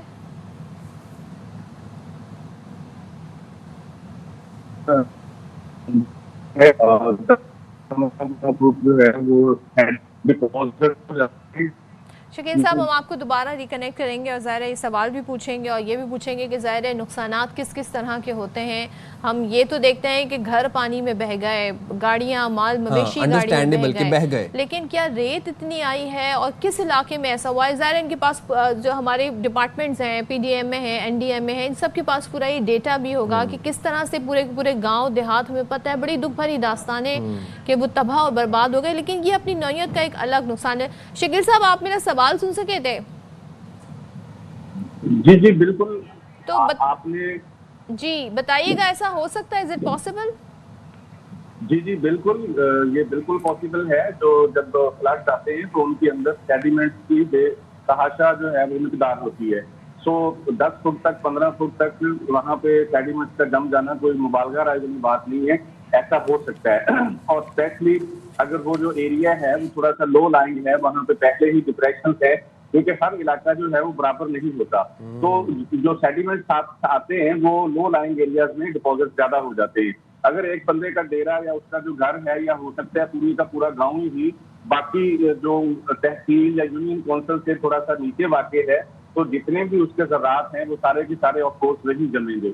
और जहां तक आप बात कर रहे हैं कि उसकी वो एक ही बंदा उसकी शिकायत कर रहा है, तो उसकी पॉसिबल रीजन मेरे ख्याल में तो यही है कि क्योंकि जिस तरह की सिचुएशन बन जाती है उसमें बहुत सारे लोग जो हैं वो तो वहां पे रह ही नहीं पाते, और उनके लिए तो आकर ये तो वो जो बंदा फाइनेंशियली स्ट्रॉन्ग है वो तो चले दूसरों को साथ लगाकर वहां पे डिगिंग भी कर सकता है, अपनी चीजें ढूंढ सकता है, लेकिन आम बंदे के लिए तो ये डिगिंग भी, क्योंकि उनके पास तो हर चीज, उनके लिए तो खाने की चीज भी वहां पे बचती, तो वहां पे सेडिमेंट डेपोजिशन जो है वो हो सकती है। उसमें गवर्नमेंट को जो है वो मैकेनिकल बिल्डोजर और इस तरह की चीजें जो हैं वो आपको डिप्लॉय करनी पड़ेगी। उसमें भी ऑफकोर्स फौरी जो चीजें हैं, बहुत सारे दूसरे रेस्क्यू ऑपरेशन जारी हैं, तो शायद इस वजह से भी थोड़ी सी डिले हो रही है। लेकिन शकील साहब, एक बात बताएं कि जब सैलाब आता है तो फिर अपने साथ एक तबाही की दास्तान तो लेके आता है, बट ये हमें समझाने की कोशिश करें कि जब अपने साथ रेत लाता है, मट्टी लाता है, न्यूट्रिएंट्स होते हैं, रिमेन्स भी होते हैं, ये जो ज़रई अराजी है, ज़मीन है, उसको ज़रखेज़ करता है कि मज़ीद बंजर करता है? ये डिपेंड करता है कि उसके साथ कौन से ज़र्रात है, ये सबसे अहम बात है, क्योंकि 3-4 किस्म के ज़र्रात उसके साथ आ सकते हैं। नंबर 1, वहाँ पे फाइन सिल्ट होती है जिसको हम एलुवियम डिपॉजिट कहते हैं, वो अगर उस सैलाब के साथ आता है तो वो ऑफ कोर्स फर्टाइल होता है, उसमें अच्छी फसल होती है। अगर वहाँ पे कोर्स सैंड आ जाती है, मोटी मोटी सैंड आ जाती है, वो जमीन पहले से अच्छी है, तो वो सैंड आके उस जमीन को खराब कर देगी। अगर वो जमीन पहले से खराब थी और साथ में सिल्ट आ गई है तो वो उसको अच्छा कर देगी। तो ये, और उसके साथ साथ जो है अगर वहाँ पे कुछ ऑर्गेनिक डेब्रिस भी आ सकते हैं, तो उनकी जो उनको हल चलाकर उसके अंदर करना पड़ेगा, वो मैनेजमेंट मुश्किल हो जाती है। उसके लिए जो साथ साथ कितना वक्त दरकार होगा, कितने अरसे में जमीन काश के काबिल होगी? देखिए, अगर तो जो फ्लड है वो अपने साथ सेडिमेंट लेकर आया है और उसने वहां पे डेपोजिशन कर दी है, जैसे 2 फुट, 3 फुट, 5 फुट, जैसे सम केसेस में 10-10 फुट जो है वो खैर बहुत ज्यादा नहीं होती, वो लो लाइंग एरियाज में होती है। आमतौर पे 2-3 फीट तक जो डेपोजिशन है नॉर्मल सॉइल में वो हो सकती है। और उसके बाद अगर दो पॉसिबिलिटीज हैं, अगर तो सॉइल की जो रिहेबिलिटेशन है या उसका जो यूज है आफ्टर फ्लड एपिसोड, उसके साथ डिपॉजिट्स आए हैं, सेडिमेंट्स आए हैं, तो उसके लिए और तरह की ऑपरेशन या और वक्त चाहिए होगा। अगर वो सिर्फ पानी ही आया है, अगेन फिर भी वहां पे एक और बड़ा जो फैक्टर हमें मद्देनजर रखना पड़ेगा वो सॉइल की टाइप होगी। अब depending upon the type of soil, if soil is Sandy यानी उसमें सैंड ज्यादा है, तो वो सैलाब तो वो तो हफ्ते 2 हफ्ते के अंदर जो है वो ठीक हो जाएगी। लेकिन अगर वो सॉइल जो है वो लोन किस्म की सॉइल है, यानी दरमियानी किस्म की सॉइल है, सॉइल में 3 किस्म के ज़रात होते हैं, सैंड, सिल्ट और क्ले, अगर उसमें तीनों की मिकदार यूं चलें बराबर है, तो वो जमीन जो है वो 3 से 4 हफ्ते उसको खुश्क होने में और सारी उसमें लग सकते हैं। अगर उस जमीन के अंदर जो फाइन पार्टिकल्स ज्यादा हैं, यानी वो क्लेई सॉइल है जिसे आमतौर पर हम चिकनी मिट्टी भी कहते हैं, तो उसमें जो है वो 2 माह लग सकते हैं ऐसी जमीनों के अंदर। तो तकरीबन आप अगर नॉर्मल दरमियानी सॉइल की बात करें तो 1 माह से 1.5 माह जो है वो पानी खुश्क होने में और इस तरह लग सकता है, if there is no deposition. अगर डेपोजिशन है फिर अगेन डिपेंड करेगा कि डेपोजिशन की जो हाइट है या उसकी जो वो कितनी गहराई में है। वो जितनी गहराई में होगी उनके डेपोजिशन की टाइप पे फिर ऑपरेशन वेरी करेगा। ठीक है, thank you so much doctor Shakeel Ahmed हमारे साथ थे। सारी डेपोजिशन की सूरत-ए-हाल टिप पे बात डिपेंड है। करता है बिल्कुल, और कि क्या रिमेन्स आए। टाइम लगेगा, लेकिन ये जरखेज ज़मीन हो सकती है, काबिल काश्त हो सकती है। डिपेंड करता है कि वहाँ पर कितने मिनरल्स पाए जाते हैं, और ज़ाहिर है ज़मीन की कंडीशन पे भी डिपेंड और करता ज़मीन है। पानी भी एब्जॉर्ब करती है, तो ज़ेरे ज़मीन जो पानी की सतह है वो भी बढ़ी होगी टू सम एक्सटेंट। जाएंगे छोटी सी ब्रेक पे, हाजिर होंगे ब्रेक के बाद, आप हमारे साथ ही रहिएगा।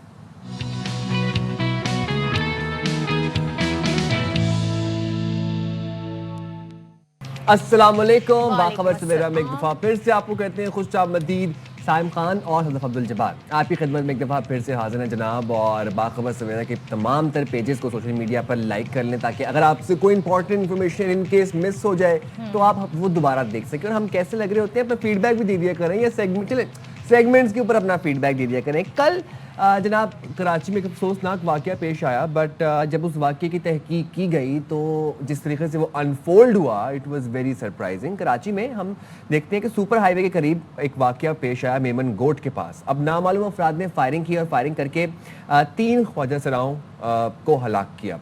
अब उन 3 ख्वाजा सराओं में से एक शख्स जो था वो मेल निकला, वो मर्द निकला। अच्छा, तो अब ये क्या सिलसिला है, सारी सूरत हाल क्या है, इस पर बात कर लेते हैं। हमारे नुमाइंदे हमारे साथ मौजूद हैं, अफजल खान, वो हमें डिटेल बताएंगे कि पुलिस ने अब तक क्या मजीद पता लगाया है। तो अफजल ज़रा बताइएगा, ये वाक़या है किस नौयत का, और ज़ाहिर है पता है दुश्मनी का है, क्या इशू था, दूसरे पुलिस मजीद क्या बता रही है? देखिए सदफ, इसमें जो ताज़ा तरीन तफसीलात हैं वो ये है कि इस वाक़े का मुकदमा मेमन गोट थाने के अंदर दर्ज हुआ है, और जो मकतूलीन ख्वाजा सरा हैं उनके एक साथी ख्वाजा सरा मोहम्मद ज़फ़र की मुद्दत में यह मुकदमा नामालूम अफराद के ख़िलाफ़ दर्ज किया गया है, और उसमें कत्ल की दफ़ात शामिल की गई हैं। जो मुकदमे का मतन है उसके मुताबिक मुद्दई का कहना है कि ये 20 तारीख को जो है वो 20 सितंबर को जो है वो शाम के टाइम जो है घर से निकले थे। मामूल पर के मुताबिक ये सुपर हाईवे पे भीख वगैरह मांगने के लिए जाते थे, और फिर उसके बाद जब ये वापस नहीं आए तो जो एक ख्वाजा सरा है एलिक्स, उसके नंबर पर रात 2 बजे उन्होंने कॉल्स की हैं, लेकिन कोई कॉल अटेंड नहीं कर रहा था। ये गुमशुदा रहे, लेकिन दूसरे रोज़ जो है वो यानी कि 21 सितंबर को जो है वो दोपहर 3 बजे के करीब व्हाट्सअप के अंदर जो है वो ख्वाजा सराओं के ये मैसेज चलने लगा कि इन तीनों की लाशें मिली हैं। एलेक्स, जीएल और अस्मा नामी ये तीनों जो ख्वाजा सरा हैं उनकी लाशें नागौरी सोसाइटी सुपर हाईवे के करीब एक वीरान मुकाम से मिली थी, और उन्हें नामालूम अफराद ने फायरिंग करके कत्ल कर दिया था। पुलिस भी मौके पर पहुंची, क्राइम सीन यूनिट ने वहां पर शवाहिद इकट्ठे किए। 9mm पिस्तौल के 2 खोल मिले थे। जो मुद्दई हैं उनकी जानिब से भी यही बताया गया है कि किसी नामालूम शख्स ने नामालूम वजूहात की बुनियाद पर इन्हें फायरिंग करके कत्ल कर दिया, और वो यहाँ से फ़रार हो गए हैं। गुज़िश्ता रोज़ जब ये वाक़या पेश आया तो वज़ीर आला सिंध ने भी इस वाक़े का नोटिस लिया था, और IG को हुक्म दिया था कि इस वाक़े में मुलविस कातिलों को गिरफ़्तार किया जाए। पुलिस इसको एक हाई प्रोफाइल केस के तौर पर जो है वो डील कर रही है, और पुलिस ने एक खुसूसी टीम भी तश्कील दी है ताकि इस वाक़े में मुलविस मुलजिमान को गिरफ़्तार किया जा सके। लेकिन अब तक जो है वो इस वाक़े की नौयत के बारे में पुलिस को पता नहीं चल पाया है कि ये किस किस्म का वाक़या है। जी ठीक है, बहुत शुक्रिया अफजल, आप हमें इस हाल बता रहे थे, और देखते हैं जी इसमें मजीद क्या डेवलपमेंट होती है। अब जरा बढ़ते हैं हम अपनी अगली स्टोरी की जानिब, जो कि बड़ी इंटरेस्टिंग है और बहुत कुछ सीखने को मिलता है। जब चाइना का जिक्र आता है ना, तो चाइना बहुत सारे हवालों से जाने जाता है। चाइना अपनी ट्रेड, अपनी GDP, अपनी हजम, पॉपुलेशन के लिहाज से अगर हम बात करें तो 1.416 बिलियन उनकी पॉपुलेशन है, यानी दुनिया की बड़ी आबादियों में उनका शुमार होता है। और फिर जब हम देखते हैं कि एक टाइम था जब इंतहाई गुर्बत थी, लेकिन उनके यहाँ एक गवर्नमेंट ने पूरी एक प्लानिंग करके आवाम को गुर्बत से निकाला, और आज चाइना आप देखें कहाँ पहुँचा। इसी तरीके से जब ज़्यादा मुल्क में पॉपुलेशन होती है तो हमें लगता है उस मुल्क में जी कचरा बहुत होगा। और कचरे की मैं अगर बात करूँ, अभी हालिया में लंदन होकर आई, आई एम सरप्राइज कि लंदन में इतना कचरा जो है वो जगह जगह नजर आया। लेकिन चाइना मशहूर था कि वहाँ पर जी बहुत ज़्यादा कचरा आया है, वो कचरा कैसे ठिकाए लगाया जाए। लेकिन वो पॉलिसी ऐसे लेकर आए कि आज ये वक्त आ गया है कि चाइना में कचरा नहीं मिल रहा। क्या कचरा ठिकाना लगाना तो दूर की बात, उन्हें कचरा नहीं मिल रहा। नहीं तो फिर पाकिस्तान आ जाए, यहाँ पर जा बजा इतना बेतहाशा कचरा मौजूद होगा। तो भाई ऐसा क्यों है? क्योंकि उन्होंने ऐसे फैसले किए। China is a communist state, और हम ये देखते हैं कि वो they work for the betterment of their country, no, they work for the betterment of each other and they work for the betterment of the society. भाई तो कचरे की उन्होंने क्या किया, उसे कैटेगराइज कर दिया, उसकी दर्जाबंदी की और उसके नतीजे में ये निकला कि जी अब उसके नताइज बहुत ज़बरदस्त आए हैं। अब क्या किया जाता है, कचरे को जी वो बायो एनर्जी में तब्दील कर देते हैं, साथ ही कचरा जलाने से बिजली पैदा करते हैं। सो बहुत सारे जो हैं वो इसको यूटिलाइज कर रहे हैं, रिसाइकलिंग हो रही है कचरे की और उसको यूटिलाइज किया जा रहा है। अच्छा, इसके अलावा कचरा जलाने की सलाहियत भी महदूद थी उनके पास, लेकिन अब उसमें भी इजाफा हो गया। कचरा जलाने वाले प्लांट्स धुएं की सफाई का जदीद निज़ाम इस्तेमाल करते हैं जो डाइऑक्सिन, भारी धातुओं जैसे खतरनाक मादों को मौसर तरीके से खत्म करता है। तो जब ये रिसाइकलिंग प्लांट्स में कचरा रिसाइकल होता है तो उससे जो धुआं का इखराज होता है, ये उसको भी ठिकाने लगाने का प्रोसेस इनके पास मौजूद है ताकि माहौलियाती आलूदगी को कम से कम रखा जा सके। अच्छा साइम, अब एक हमारे यहाँ भी बड़ा जबरदस्त काम हुआ है और वो हुआ है पंजाब में। अच्छा। वजीर आला पंजाब मरियम नवाज ने जी फैसला किया है कि अब जो सरकारी स्कूल हैं, सरकारी जो दरसगाहें, उनके बाहर अब कचरे के बॉक्सेस रखे जाएंगे, डिफरेंट कलर्स के ही होंगे, यानी इनकी दर्जाबंदी होगी, इन्हें कैटेगराइज किया जाएगा ताकि ज़ाहिर इसका मकसद क्या है, तो जरा फिर इसका मकसद ये है कि उसको इस्तेमाल में लाया जा सके, क्योंकि ज़ाहिर हमारे यहाँ हर तरह का है, बॉटल्स फेंकी जाती हैं, प्लास्टिक फेंका जाता है, खाने की चीजें फेंकी जाती हैं, सब वेस्ट हो जाता है और सब मिक्स हो जाता है। अब जरा आपको बताते हैं कि कौन से रंग का डब्बा किस किस्म के कचरे के लिए होता है। सबसे पहले अगर हम आपको दिखाएंगे तो सबसे पहले पीले रंग का डब्बा। अभी जो पीले रंग का डब्बा होता है ये इस्तेमाल होता है कागज के लिए, रद्दी के लिए, और ये सिर्फ कागज और रद्दी ही इसमें फेंके जा सकते हैं ताकि आपको पता है कि कागज को हम रिसाइकल कर सकते हैं, हमारे पास कैपेबिलिटी मौजूद है कागज को रिसाइकल करने की। इसमें सिर्फ कागज और इसमें रद्दी जाती है।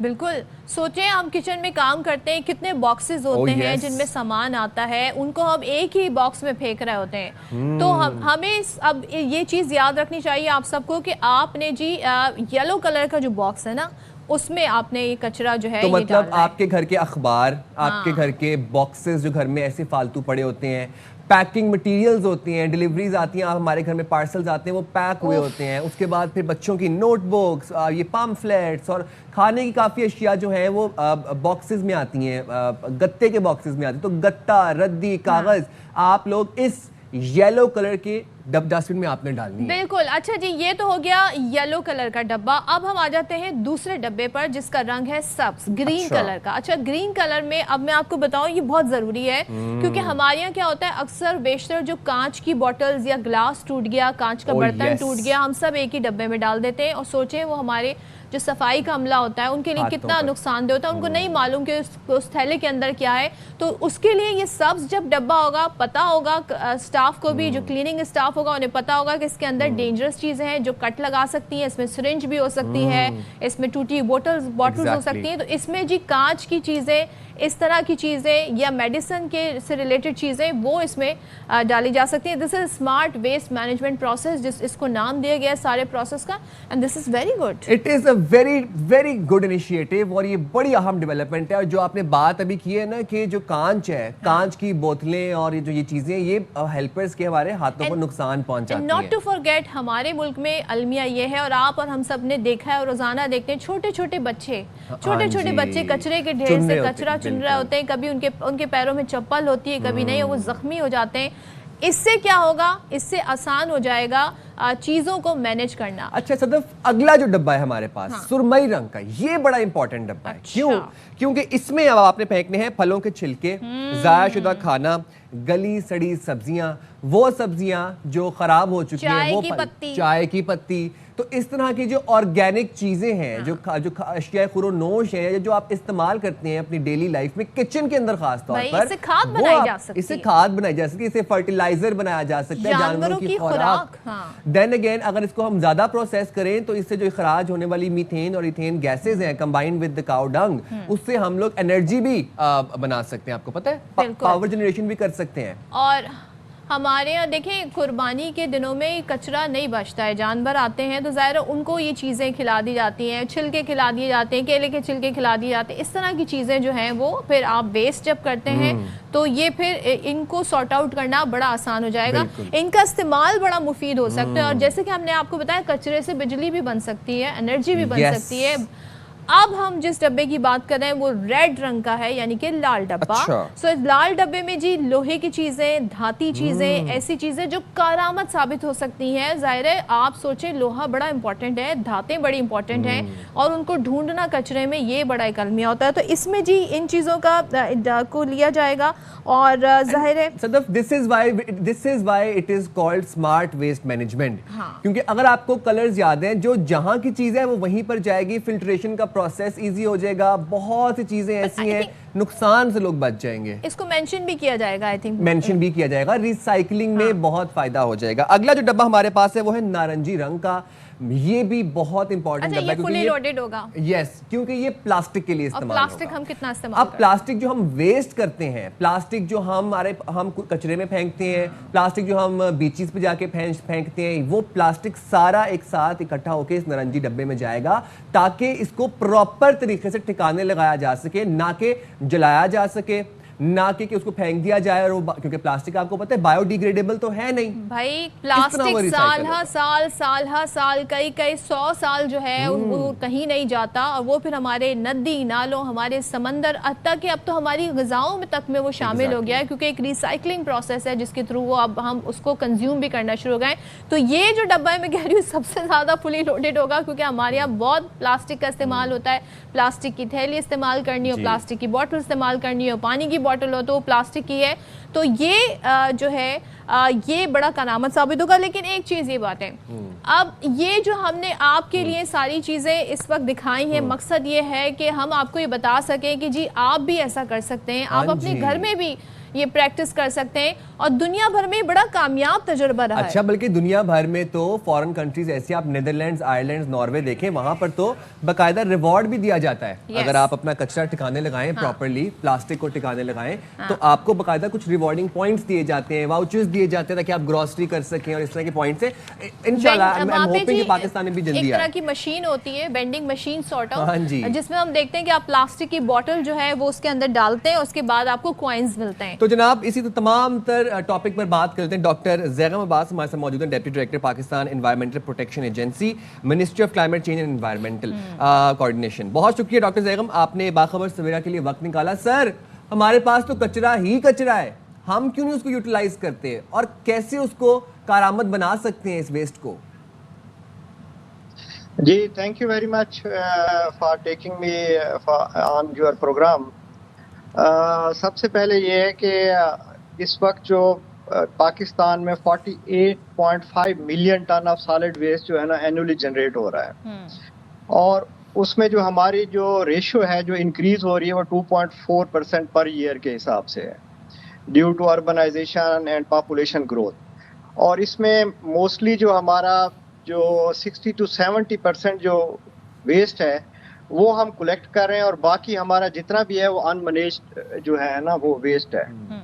क्योंकि जो हमारा जो सॉलिड वेस्ट है that is the composition of different types of material, जिसमें अभी जो आपकी डिस्कशन चल रही थी, जिसमें ऑर्गेनिक वेस्ट भी है, इनऑर्गेनिक वेस्ट भी है, रिसाइकलेबल भी है, और इसमें सबसे जो बेनिफिशियल है वो हमारा जो ऑर्गेनिक वेस्ट है, जिसको अगर हम यूटिलाइज करें, जो 60 to 70% इस वक्त मौजूद है हमारे वेस्ट में, उससे हम कंपोस्ट बना सकते हैं। तो इस हवाले से मैं थोड़ी सी अपडेट भी आप लोगों के साथ शेयर करना चाहता हूँ कि टर्किश गवर्नमेंट ने अभी रिसेंटली हमें एक गिफ्ट दी है, जिससे हम सॉलिड वेस्ट जो स्पेशली जो ऑर्गेनिक वेस्ट है उसको प्रोसेस करके हम कंपोस्ट बना सकते हैं, और वो वाला जो कंपोस्ट है वो ऑर्गेनिक फर्टिलाइजर के तौर पर इस्तेमाल हो सकता है। तो ये डिमॉन्स्ट्रेशन के तौर पे पाकिस्तान एनवायरमेंट प्रोटेक्शन एजेंसी के पास मौजूद है, और इसको हम मुख्तलिफ रेस्टोरेंट्स में, मुख्तलिफ जो ऑर्गेनाइजेशंस हैं उसके साथ भी शेयर कर रहे हैं। और दूसरा ये है कि जो आपका जो रेस्टोरेंट्स के अंदर जो फूड ज़ाया होता है उसके ऊपर भी उन्होंने हमें मशीनरी दी है, जिससे हम पेट जो है ना फूड बना सकते हैं, जो कि आपके जो डॉग्स हैं या आपकी जो बिल्लियां हैं उनके बिल्कुल, लिए ये रॉ कंडीशन में भी उनको दिया जा सकता है। अब हम कराची की बात कर लें, इतना बड़ा शहर है, बड़े मैनेजमेंट के यहाँ पर मसाइल हैं। आप सुरजानी की बात कर लें, वहाँ पर भी कैटल मंडी है, इसी तरह की भैंस कॉलोनी की बात कर लें, तो ये वो इलाके हैं जहाँ पर हम देखते हैं चारे की कमी है। जानवरों को ये चीज़ जो है अगर दे दी जाए तो कहते हैं ना जो सब्जी का वेस्ट है, एक तो वो भी मैनेज हो जाएगा, दूसरे इन जानवरों की ज़रूरियात भी पूरी हो जाएगी। तो इस पर आपका क्या ख्याल है, ये किया जा सकता है ऐसे? जी बिल्कुल किया जा सकता है, और इसको हर म्यूनिसिपल लेवल पे इसको रेप्लिकेट किया जा सकता है। इसकी पूरे पाकिस्तान में अशद ज़रूरत है, क्योंकि ये टेक्नोलॉजी भी जो है इतनी ज़्यादा कॉम्प्लिकेटेड भी नहीं है, दैट इज़ इजी कि आप उसको कॉपी करके हर म्यूनिसिपल लेवल पे उसको डिसेमिनेट कर सकते हैं। और स्पेशली जहाँ पे आपका ये जो ऑर्गेनिक मटेरियल है या सब्जी के छिलके हैं, फ्रूट्स के छिलके हैं, प्लस जो आपका बायोमास है, जो आपके पत्ते हैं जिसको हम नॉर्मली जला देते हैं, तो उसके साथ मिक्स करके हम बेहतरीन किस्म का ऑर्गेनिक फर्टिलाइजर बना सकते हैं। इसका एक तो ये है कि वो आपका 60 to 70% जो आपका सॉलिड वेस्ट है वो रिसाइकल हो जाएगा, प्लस जो इससे जो हमारी जो मीथेन गैस जनरेट होती है, जिसको हम कहते हैं ग्रीन हाउस गैस का एक पार्ट है, वो भी आपका इन्वायरमेंट में कम जाएगा। जो हम ये ग्लोबल वार्मिंग की बात करते हैं, तो उसमें यही जो हमारा ऑर्गेनिक वेस्ट है, अगर हम इसको प्रॉपरली यूटिलाइज करें, मतलब इसके दो बेनिफिट्स होंगे। एक तो ये है कि हम उसे ऑर्गेनिक फर्टिलाइजर बना सकते हैं, दूसरा वो जो हमारा ग्रीन हाउस गैसेज जो ग्लोबल वार्मिंग में जो टेम्परेचर हमारा इस वक्त जो राइज हो रहा है, तो वो भी हम कम कर सकते हैं। डॉक्टर साहब, और एक और इजी वे है, हमें चाहिए हर लेवल पे इसको डिसेमिनेट करें। एक और वेस्ट भी है जो कि बड़ा अहम है, और बहुत से ममालिक ऐसे हैं जो कि पैसे दे के प्लास्टिक खरीदना चाहते हैं, लेकिन प्लास्टिक हमारे लिए दर्द सर बना हुआ है। हम अभी तक प्लास्टिक की थैलियों पर मुकम्मल तौर पर पाबंदी नहीं लगा सके। सवाल आपसे ये है कि प्लास्टिक जिस हद तक सिरायत कर चुके हैं हमारी डेली लाइफ में, अब तो वो फूड साइकिल का हिस्सा बन चुका है। जितना हमने प्लास्टिक फेंका है बीचेस पे, समंदर में, दरियाओं में, आबी हयात उससे इतना इफेक्ट हुए हैं, या तो हम दरियाओं में जाता है वो, या पानी में जाता है, या फिर जो उसको हम आग लगाते हैं तो वो कार्बन एमिशन का जरिया बनता है, कार्बन मोनोऑक्साइड का इखराज इतना होता है। इसको हम किस तरीके से प्रॉपर्ली ठिकाने लगा सकते हैं? हम क्यों नहीं इसको इस्तेमाल करते? प्लास्टिक को रिसाइकिल करके बहुत कुछ किया जा सकता है। जी ये तो बड़ा जिसे कहते हैं ना question close to my heart है। इसके ऊपर हमने ऑलरेडी कई बहुत सारे इनिशिएटिव लिए हुए हैं।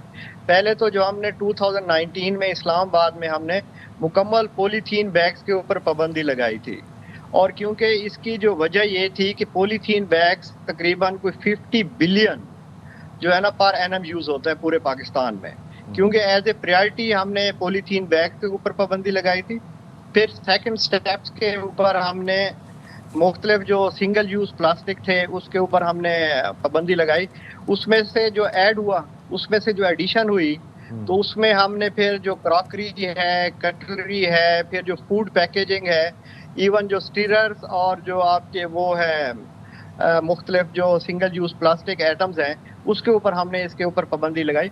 और प्लस ये है कि हमने इसकी जो क्या कहते हैं रिसाइकलिंग के ऊपर इम्फेसाइज किया है। हाँ। प्लास्टिक्स को हम रिसाइकल करके इस वक्त हमने बेंचेस बनवाई हैं इससे, और मुख्तलिफ पास के अंदर हमने डिसेमिनेट कराई, हमने डस्टबिन बनाई हैं, प्लांटर्स बनाए हैं, गमले जिसको हम कहते हैं। तो ये हम अब फोकस कर रहे हैं, एक तो प्लास्टिक को कम किया जाए, दूसरा ये है कि प्लास्टिक जो इस वक्त हमारा मौजूद है इन्वायरमेंट में, उसको रिसाइकल करके एक तो सर्कुलर इकोनॉमी में इजाफा होगा, और प्लस आपने लोगों को बताना है कि ये जो प्लास्टिक है ये रिसाइकल होके इसकी मुख्तलिफ प्रोडक्ट्स जो है ना वो बन सकती हैं।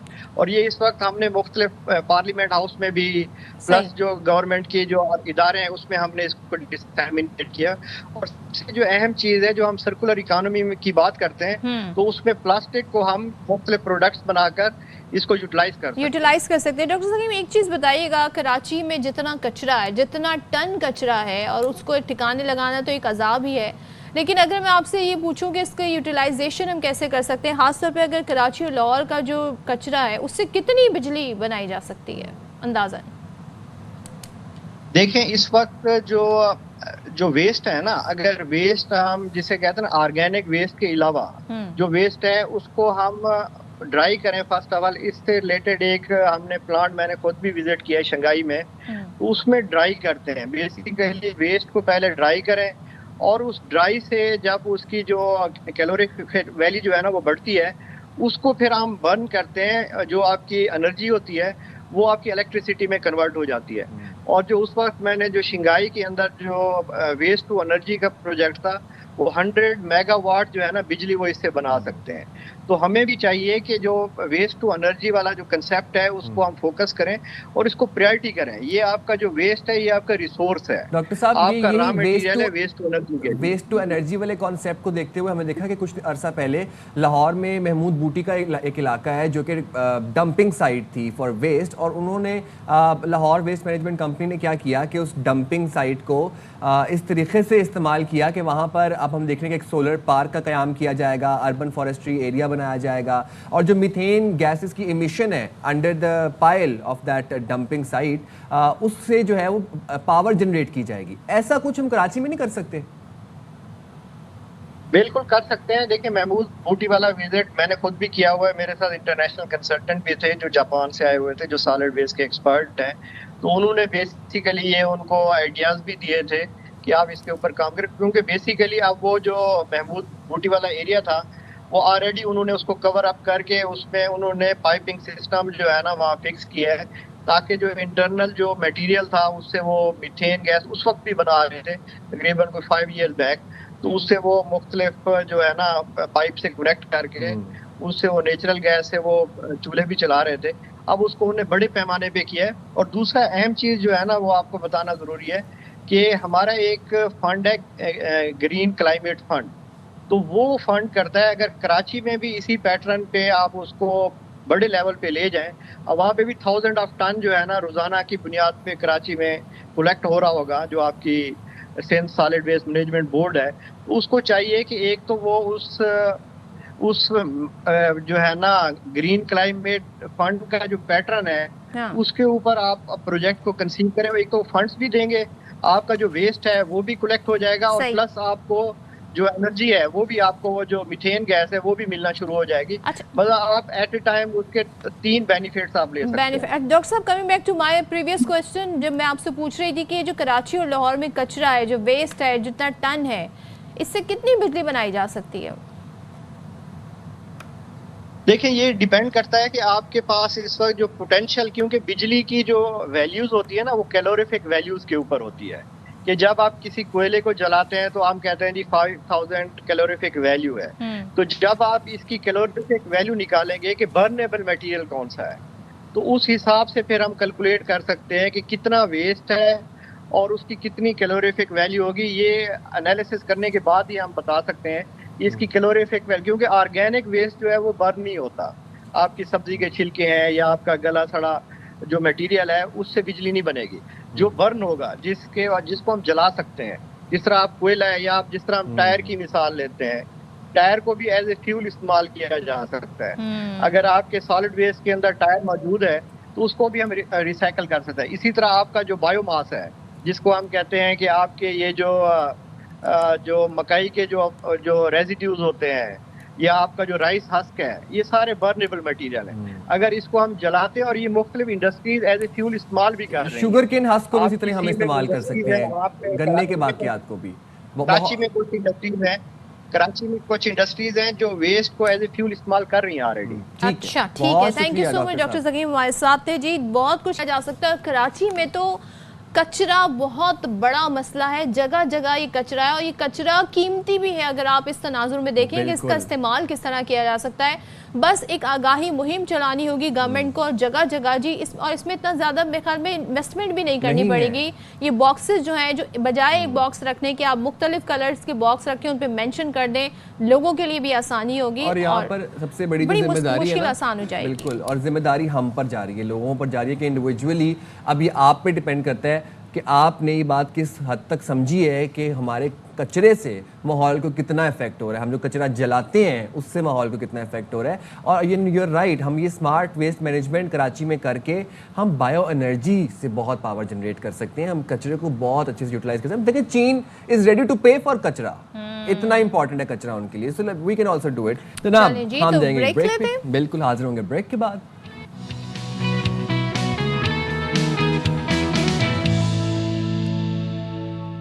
वेलकम बैक जनाब। और जब हम ये कहते हैं कि जिन इलाकों में सैलाब आया, सैलाब तो गुजर गया लेकिन पीछे तबाही की दास्तान छोड़ गया, अगर ये बात हम कराची के लिए भी कहें कि कराची में बारिश हुई, बारिश तो चली गई लेकिन पीछे तबाही की दास्तान छोड़ गई, तो गलत नहीं होगी। क्यों तबाही की दास्तान इस तरीके से मैं कह रहा हूँ? क्योंकि जो तबाहकुन हालत हमारी सड़कों की है आफ्टर बारिश मैं कहता हूँ भाई आप अनएक्सप्लेनेबल। इतनी मासूम सी बारिश को, जो अगस्त के अलावा जो सितंबर में हुई वो मासूम सी बारिश हुई है, उसको तो नुकसान उसने इतना नुकसान नहीं पहुंचाना चाहिए था उसे, जो पहुंच गया है। लेकिन कराची में मसला ये है, बारिश होती है तो आपको पानी ही पानी नजर आता है, घरों में पानी नहीं आता, नलकों में पानी नहीं आता, उसके लिए टैंकर्स हैं जी। और लेकिन जब बारिश नहीं होती तब भी आपको पानी नजर आता है। और ये पानी कहाँ से आता है? ये पानी जो है ये कोई साफ पानी नहीं है, सेवेज का पानी है जी। वो शहरियों के लिए वबाले जाल बन गया है और वबाले जाल जान बन गया है। सोचे बस मेरे गुस्सा मुझे आ जाता है ना, तो मेरे मुंह से अल्फाज पे जो लोग इस शहर में रह रहे हैं, जिन्होंने डेली सड़कों पर निकल रहे हैं, उनको तो गुस्सा आना है। अब आप सब छोड़े हैं, आप मुझे बताएं यूनिवर्सिटी रोड के हालात देखे हैं आपने? आए दिन बारिश का पानी तो अलग, वहाँ पर गंदा पानी है, सेवेज का पानी जी। पाइपलाइन टूट गई है, पानी सड़कों पर है। इसकी वजह से क्या होता है, एक तो उस इलाके के शहरी, उनकी हालात अबतर, दूसरे ट्रैफिक बहुत मुतासर होता है, ताफुन इतना फैलता है। अब हम ये देखते हैं कि शहर के बेशतर इलाकों में बारिशों के बाद अब सीवरेज का पानी वबाले जान बना हुआ है। गंदा पानी सड़कों पर होने की वजह से शहर के मुख्तलिफ इलाकों में सूरत हाल इंतहाई अबतर है। एक रिपोर्ट हमने तैयार की है, रोहा फातिमा हमें उस रिपोर्ट में अपडेट कर रही है।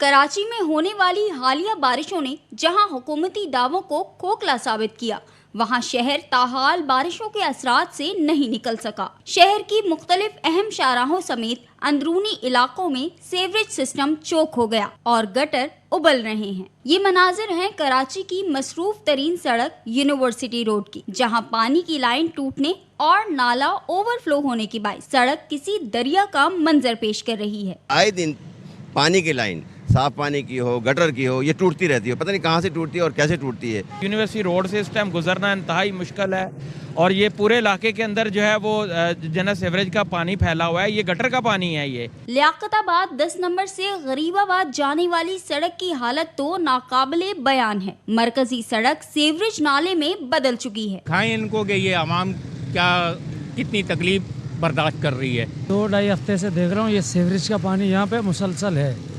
इसके वजह से काफी हादसा हो चुके हैं। शहर की बदकिस्मत सड़क जहांगीर रोड बारिश के बाद एक बार फिर तबाह हो गई। नटी से जो आते हैं ना गुरु मंदिर की तरफ, ये पूरा टुकड़ा खराब है। ये जो है ना इन्होंने और मिट्टी डाली थी कच्ची वाली, तो वो जो है ना वो और जो है ना खड़े हो गए बारिश की वजह से।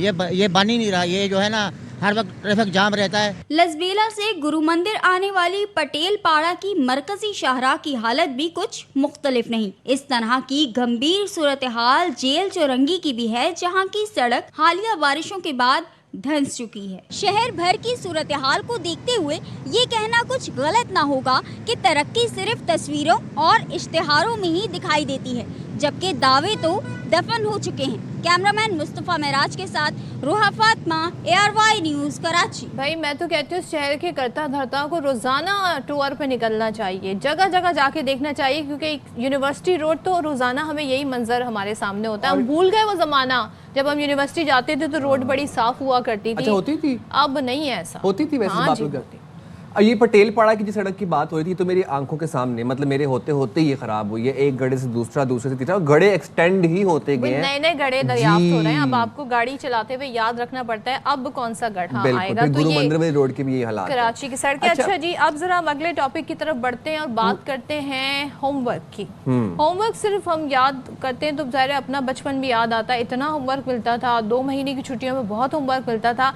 लेकिन हमें मुझे ऐसा लगता है कि अब ये चीज़ें सॉर्ट आउट हो गई होंगी। अब बच्चों पे इतना बोझ नहीं डाला, पढ़ाने के तरीके बदल गए हैं। अब टेक्नोलॉजी आ गई, अब ज़्यादा फोकस किया जाता है, बच्चों को स्किल सिखाई जाए, बच्चों को नॉलेज फराहम की जाए। रट्टाफिकेशन, कॉपियां भरना, ये ज़माने आई थिंक अब नहीं है या है। You're right, बट कुछ काफ़ी स्कूल ऐसे, मतलब हम बात करें 70 to 80% स्कूल ऐसे हैं जहाँ पे आज भी ये रिवाज है। आप ये देखें, सुबह जब सदफ मैं ऑफिस आ रहा होता हूँ तो उस टाइम होता है बच्चों के स्कूल जाने का टाइम। एक एक बच्चे ने, मैं गलत बयानी नहीं करूंगा आपके साथ, 10-10, 12-12 किलो का बैग उठाया होता है। क्यों, मैं आपको बताता हूँ। एक दिन के अंदर, क्योंकि मैं अभी रिसेंटली ये होमवर्क और स्कूल वाले फेज से कुछ अरसा पहले ही बाहर निकल के आया हूँ, तो आई नो कि एक दिन के अंदर 7 से 8 आपके पीरियड्स होते हैं, 8 बजे से लेकर 2 बजे तक। उसके अंदर आप सोचें कि अगर 7 पीरियड्स भी आपके हैं तो 7 आपकी टेक्स्ट बुक्स, साथ उन टेक्स्ट बुक्स की कॉपीज, फिर साथ डायरी, फिर साथ प्रैक्टिकल बुक, फिर उसी बैग के अंदर बॉटल्स भी लगाई होती हैं पानी की। बच्चे बेचारे बाहर देख रहे हैं कि बाहर तो अब आपको एक आईपैड दे दिया जाता है जी, उसमें आपका सारा काम होता है, होमवर्क। चाइना की एक स्टोरी, असल में चाइना में 11 साल बच्चा स्कूल का, उसे बहुत ज़्यादा होमवर्क मिला और इतना काम मिला कि बच्चा बेचारा हॉस्पिटल पहुंच गया। अब सोचिए जो डॉक्टर्स थे वो कह रहे हैं कि बच्चे पर स्कूल के टीचर्स और वालिदैन का स्कूल होमवर्क के लिए बहुत ज़्यादा प्रेशर था। तो सोचिए हमारे यहाँ भी बच्चों पर ये प्रेशर होता है और फिर वालिदैन अपनी मिसाल देते हैं कि हमारे ज़माने में तो जी हम तो चल के इतनी दूर स्कूल जाते थे। You're right. तुम तुम किताबों की बात कर रहे हो तो हमारा तो बैग इससे ज़्यादा वजन हुआ करता था। मैं पूरा बचपन रोता रहा कि अब्बा मुझे ट्रॉली वाला बैग ले दे, मैं वजन नहीं उठा सकता। आगे से जवाब भी आता था कि अपनी किताबों का बोझ उठाओगे तो ही तुम्हें तालीम की कदर होगी। सोचें, कंधे मेरे रह गए, आज भी कंधों की तकलीफ है, सिर्फ वो जो बचपन में बैग उठाया वरना मैंने इतनी मोटी मोटी बुक्स वाला। और स्कूल में सारी तालीम नहीं मिल रही, ट्यूशन अलग है जी, मदरसे की तालीम अलग हासिल करनी है, तो ये सब कैसे बच्चे जी मैनेज करें, इतने छोटे से बच्चे। तो इसको डिस्कस कर लेते हैं। हमारे साथ मौजूद है माहिर तालीम राबिया फजर। Thank you so much Rabia हमें ज्वाइन करने के लिए। चाइना की हमने मिसाल दी, अब वहाँ तो चीज़ें बड़ी मैनेज्ड हैं, बड़ा ख्याल रखा जाता है। पाकिस्तान में तो फिर आप जैसे साइम बता रहे हैं कि कितना बच्चों का बैग भारी होता है, तो ये इस पर काम क्यों नहीं किया जाता और इतने होमवर्क से क्या मुराद है? स्कूल में क्या पढ़ाया जा रहा है फिर? जी बिस्मिल्लाहिर्रहमानिर्रहीम। बिल्कुल जैसा आपने कहा कि इतना बड़ा एक्चुअली क्राइसिस है और हम अपने मुल्क में इस चीज़ के ऊपर बात नहीं करते क्योंकि हमारे पास और बहुत सारे तालीम की जब हम बात करते हैं और बहुत मसले मसाइल है और उस पर प्रायोरिटी रहती है जनरली हुकूमत की भी, ऑर्गेनाइजेशन की भी और तालीमी इदारों की भी। लेकिन ये एक बहुत बड़ा चैलेंज है क्योंकि एक आप ये समझे कि हम लोग एक दौड़ में लगे हुए हैं ज़िंदगी की और हमारे जो पेरेंट्स होते हैं, ये जो बच्चे के ऊपर प्रेशर होता है ये दोनों तरफ से आ रहा है, एक पेरेंट्स की तरफ से आ रहा है और एक स्कूल की तरफ से आ रहा है। स्कूल की दौड़ ये लगी हुई है कि हम बेहतर रिजल्ट्स प्रोड्यूस कर रहे हैं। स्कूल का मकसद यही है कि हमारा हर बच्चा टॉप हो रहा है, टॉप नंबर्स ले रहा है, पास हो रहा है, अच्छे नंबरों से पास हो रहा है और फिर आगे जाके बड़े बड़े काम करेगा। बिकॉज स्कूल की अगर आप इवैल्यूएट करेंगे, जो आप मैकेनिज्म देखेंगे वो यही देखेंगे। अगर मैं एज ए पेरेंट देखती हूँ स्कूल को तो मैं ये देखूंगी कि जी स्कूल के रिजल्ट कैसे रहे, तो वो इस तरह का वो स्कूल का अपना एक वो उस टाइप का आप समझें कि प्रेशर होता है और पेरेंट्स का ये प्रेशर होता है कि उनका बच्चा अच्छे से अच्छा काम करे, अच्छे से अच्छी पढ़ाई करे और अच्छे से नंबर ले, क्योंकि उनके ऊपर सोसाइटल प्रेशर वो इतना ज़्यादा अपने ऊपर लेते हैं कि घर वाले क्या कहेंगे, उसका चाचा क्या कहेगा, मामा क्या कहेगा, हमारे मोहल्ले वाले क्या कहेंगे अगर बच्चा फेल हो जाए। तो ये बहुत सारी ऐसी चीज़ें हैं जिसमें हमें एज अ सोसाइटी बहुत सोच समझ के चलना चाहिए, क्योंकि बच्चों के ऊपर एक तो पहले सिंपल सी बात है कि तालीम जो है एजुकेशन शुड बी फन, ताकि बच्चा सीख सके उसको, ना कि वही वाली बात है कि आप प्रेशर डालें, आप बच्चे को रटे लगवा रहे हो या आप उसको ढेर सारा होमवर्क दे रहे हैं। घर जाके तो बच्चे को स्कूल का काम नहीं करना चाहिए, जहाँ तक मेरा अपना नजरिया है, क्योंकि आप स्कूल में उसकी इतनी अच्छी आपकी सिस्टम होना चाहिए एजुकेशन का कि आप जो आपने बच्चे ने पढ़ा वहाँ वो खत्म करे और घर आए वो ब्रेक ले, मेंटल ब्रेक ले। लाइक जैसे आपने कहा कि बच्चे बहुत सारे ऐसे भी होंगे जो फिर मदरसे में जाते होंगे या हो सकता है कि पेरेंट्स उनको और एडिशनल ट्यूशन में किया हो, इंगेज किया हो। तो एक बच्चे से आप क्या एक्सपेक्ट करते हैं? उस बच्चे का सोना, उस बच्चे का दूसरी एडिशनल एक्टिविटीज़, फिजिकल एक्टिविटीज़ में इंगेज होना अच्छा है, ज़रूरी है। उसका रेस्ट, रिलैक्स करना बहुत ज़रूरी है। उसका अपने फ्रेंड्स के साथ इंगेज करना बहुत ज़रूरी है। तो हम उसको अगर खाली पढ़ाई के ऊपर फोर्स करेंगे। और राबिया, हमने बच्चों की सोचने समझने की सलाहियत, उनकी जो क्रिएटिव स्किल्स हैं उनको माउफ कर दिया है। टीचर्स का काम क्या है? टीचर्स आते हैं, उनका काम है अपना सिलेबस कंप्लीट करना, बाकी सेक्शन के साथ एक मुकाबला होता है। टीचर्स आती हैं, अपना सिलेबस मुकम्मल करती हैं, आपको बेतहाशा होमवर्क देके चली जाती हैं। अब उस होमवर्क को साथ डील करने के लिए पेरेंट्स ने क्या वे आउट निकाला कि बच्चों को ट्यूशन अकेडमी भेज दो। अच्छा, ट्यूशन अकेडमी जब जाके पढ़ते हैं वहाँ पर ट्यूशन अकेडमी वाले टीचर अलग होमवर्क दे देती हैं, उनके टेस्ट की अलग तैयारी करनी होती है, फिर बीच में मदरसा भी आता है, फिर उसके बाद कोई कारी साहब घर पे आते हैं। तो मतलब बच्चों के पूरे 12 घंटे जो हैं वो एक जहनी स्ट्रेस में रहते हैं। देन प्रेशर अलग है सोसाइटी का, फैमिली का, स्कूल का, पेरेंट्स का। बिल्कुल। तो आप ये समझे कि हम अपनी जीत में ना अपने बच्चों को उसमें फंसा रहे हैं और उनके हम वो सारी एक्सपेक्टेशंस उनके ऊपर डाल रहे हैं कि बस ये बच्चा ठीक करेगा। और अगर बच्चा फिर परफॉर्म नहीं कर पाता तो वो फिर उस बच्चे की इंसल्ट भी होगी, उसकी स्कूल में भी इंसल्ट होगी, उसके घर में भी इंसल्ट होगी, माँ बाप उसकी इंसल्ट अलग करेंगे। तो आप ये सोचिए कि हम कितना ज्यादा एक मेंटल टॉर्चर से बच्चे को गुजारें, तो वो ऐसे बच्चे, तो मेजॉरिटी बच्चे तो फिर तालीम से पीछे हट जाते हैं, क्योंकि वो उनके लिए वो एक अच्छा एक्सपीरियंस नहीं रहता। जब एक चीज अच्छी एक्सपीरियंस नहीं होगी तो बच्चा कभी भी उस चीज में जो है ना इन्वॉल्व होना नहीं चाहेगा। इसीलिए बहुत जरूरी है कि हमारे स्कूल सिस्टम, हमारे पेरेंट्स, हमारी सोसाइटी को ये समझना चाहिए कि बच्चे को आप इंकरेज करें, आप डिसिप्लिन आपका होना चाहिए, आप एक स्ट्रक्चर होना चाहिए जिंदगी का बिल्कुल, लेकिन उसका मतलब ये नहीं होना चाहिए कि आप बच्चे को प्रेशराइज करें। इसी तरह हमने पहले भी इस पे काफी दफा बात की कि जैसे सिर्फ ये मसला नहीं कि आप एक बच्चे को वैसे ओवर प्रेशर करें, लेकिन जब आप जैसे बच्चा बड़ा होता है तो आप उनको प्रेशराइज करते हैं कि भाई आपने डॉक्टर ही बनना है, आपके पास और कोई चॉइस नहीं, क्योंकि हम चाहते हैं कि आप डॉक्टर बने, या हम चाहते हैं कि आप इंजीनियर ही बनेंगे, या आप लॉयर ही बनेंगे। अब बच्चे की क्या एस्पिरेशन है, वो बच्चा क्या चाहता है अपनी जिंदगी से, बच्चे को इसका टाइम दे रहे हैं कि वो ये सोचे। अगर हम एक बच्चे की एक स्कूल गोइंग बच्चे की रूटीन जानने की बात करें तो वो ये है कि सुबह लेट सपोज वो उठता है 6:30 बजे, 6 बजे उठता है वो, उसके बाद वो 7 बजे तक नाश्ता करके बैग पैक करके स्कूल के लिए निकल जाता है। और अगर बच्चा वैन से जाता हो तो और अर्ली वैन आती है, फिर तो वो 6 बजे निकलेगा घर से, 7 बजे जाता है, स्कूल में पढ़ाई करता है। एक ज़माना था 1 बजे ऑफ हो जाता था, अब 1:30, 2 कहीं पे 2:30 बज जाते हैं स्कूल से आते आते। और अगर वैन से आता हो तो और लेट बच्चा आएगा, आते ही खाना खाता है, 4 बजे ट्यूशन पे, 7 बजे वापसी, फिर जिकारी साहब आएंगे 1 घंटा वो, तो उस बच्चे को टाइम का मिल रहा है। फिर होमवर्क घर में कर रहा है क्योंकि ट्यूशन में सिर्फ उसको याद करवाया जा रहा है, या वहाँ पे जो अलग काम दिया जा रहा है। So how would he manage? Social कैसे होगा, लोगों से मिलेगा जुले कैसे, अपनी सोच कैसे डेवलप करेगा? बिल्कुल वही बात है कि ये एक बच्चों की जो डेवलपमेंट होती है वो उसको आपने होलिस्टिकली प्लान करना होता है। आपको पता होना चाहिए कि हाँ आपने इतना टाइम आपके स्कूल के लिए है, इतना टाइम आपके खेलने के लिए है, आप रिलैक्स करें, आप रेस्ट करें। फिर नींद बहुत इतनी ज़रूरी होती है बच्चों की मेंटल ब्रेन डेवलपमेंट के लिए कि आप टाइम से खाएं, अच्छा हेल्दी खाना खाएं और आप टाइम से सोएं ताकि आपकी नींद मुकम्मल हो। अब एक छोटा बच्चा अगर जैसे 9, 10 साल, 11, 12 साल तक के बच्चे को कम से कम 10 से 12 घंटे नींद करनी चाहिए। वो जितना अच्छा सोएगा उतना ही उसकी अच्छी ब्रेन डेवलपमेंट होगी, जितनी अच्छी उसकी ब्रेन डेवलपमेंट होगी वो उतना ही एक्टिव होगा क्लास में और वो सीखेगा। लेकिन वो सारा अगर आप उस बच्चे को इतना थका देंगे सारे दिन में कि वो और ना उसको नींद पूरी होगी, तो आप उस बच्चे से फिर क्या एक्सपेक्ट करें? क्योंकि मतलब ये ऐसे में ऐसी डिस्कशन है जो पॉलिसी लेवल पे होने की बहुत ज़रूरी है कि बच्चों की मेंटल हेल्थ को प्रायोरिटाइज किया जाए। और हम जब बच्चियों की जब मैं बात करती हूँ तो जैसे बच्ची अगर मेजॉरिटी घरों में ये होता है कि बच्ची जब स्कूल से वापस जाएगी तो उसने घर का भी काम करना है। अगर उसकी वो बड़ी है, उसके छोटे बहन भाई है, उसने उनको भी देखना है, उसने अपना होमवर्क भी कंप्लीट करना है, उसने सारा कुछ करना है। तो बच्ची के ऊपर तो और डबल जो है आप ये समझिए। और एक और भी तो पैटर्न है हमारे यहाँ पर अनफॉर्चुनेटली एंड वेरी सैडली कि बच्चा 2.5 साल से 2 महीने भी ऊपर हो जाए तो शोर डाल देता है, वो बच्चा ओवर एज हो गया। स्कूल वाले जो कहते हैं वो कहते हैं अब तो इसकी मॉन्टेसरी आप स्किप करवाएं, इसको डायरेक्ट आप केजी में डालें, नर्सरी में डालें, स्कूल भी शोर डालने लग जाता है। ये कितना गलत पैटर्न है कि अब बच्चा 3 साल, दुनिया में हम देखते हैं बच्चे 4 साल 5 साल की उम्र में स्कूल जाते हैं, यहाँ पर ये कितना गलत एक कल्चरल ट्रेंड है हमारा कि 2.5 साल का मतलब है कि 2.5 साल का बच्चा आपका स्कूल जाके पढ़ रहा हो। नहीं बिल्कुल, ये देखें बच्चे की जो आपकी घर का माहौल होता है और घर से जो तालीम को मिलती है वो बहुत ज़रूरी होती है और बच्चे की फाउंडेशन बिल्ड करती है। और बच्चे की मेंटल डेवलपमेंट भी इतनी हो चुकी होनी चाहिए बिफोर वो स्कूल सिस्टम में एंटर हो और उसको सिखाया पढ़ाया जा रहा हो। तो ये बिल्कुल आपकी बात दुरुस्त है कि आप अगर किसी बच्चे को किसी एक्टिविटी में भी एंगेज करना चाहते हैं तो वो कोई फन लर्निंग एक्टिविटी होनी चाहिए। वो आपका एक सॉलिड स्कूल स्ट्रक्चर नहीं होना चाहिए, क्योंकि आपको बच्चों को उसकी उस टाइम में वो जरूरत नहीं होती।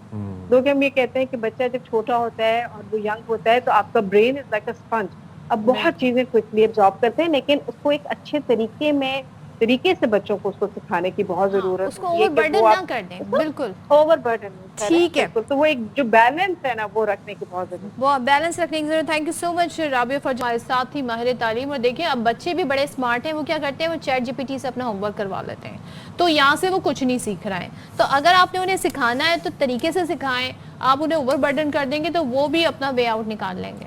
अब पढ़ाने से बेहतर है कि आप बच्चों को सिखाएं, रट्टे लगवाने से बेहतर है उनको सिखाएं, उनकी तरबियत करें, उनको एक अच्छा इंसान बनाएं। Eight the end of the day matter ये करता है कि वो एक अच्छा इंसान है या नहीं है। ग्रेड्स किसी ने की नहीं याद रखने, मुझे अपने ग्रेड्स आज तक याद नहीं कि मैंने क्या ग्रेड्स। अच्छा वैसे वो बात अब्बा ने सुन ली है अब मेरी खैर नहीं है शायद। चलें जी, हम जाते हैं छोटी सी ब्रेक पे, हाजिर होंगे ब्रेक के बाद। स्टे राइट देयर विद अस।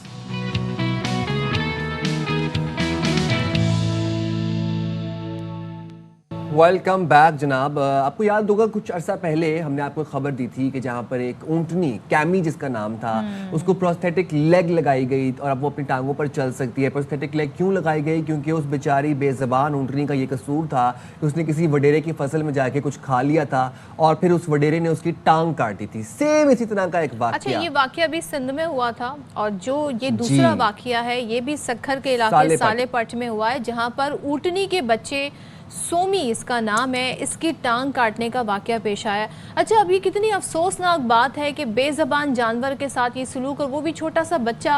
और क्या था कि जी इसने जी दूसरे जो मकामी वहाँ पे ज़मींदार था उसकी ज़मीन से या उसका जो पानी का तालाब था उससे पानी पी लिया।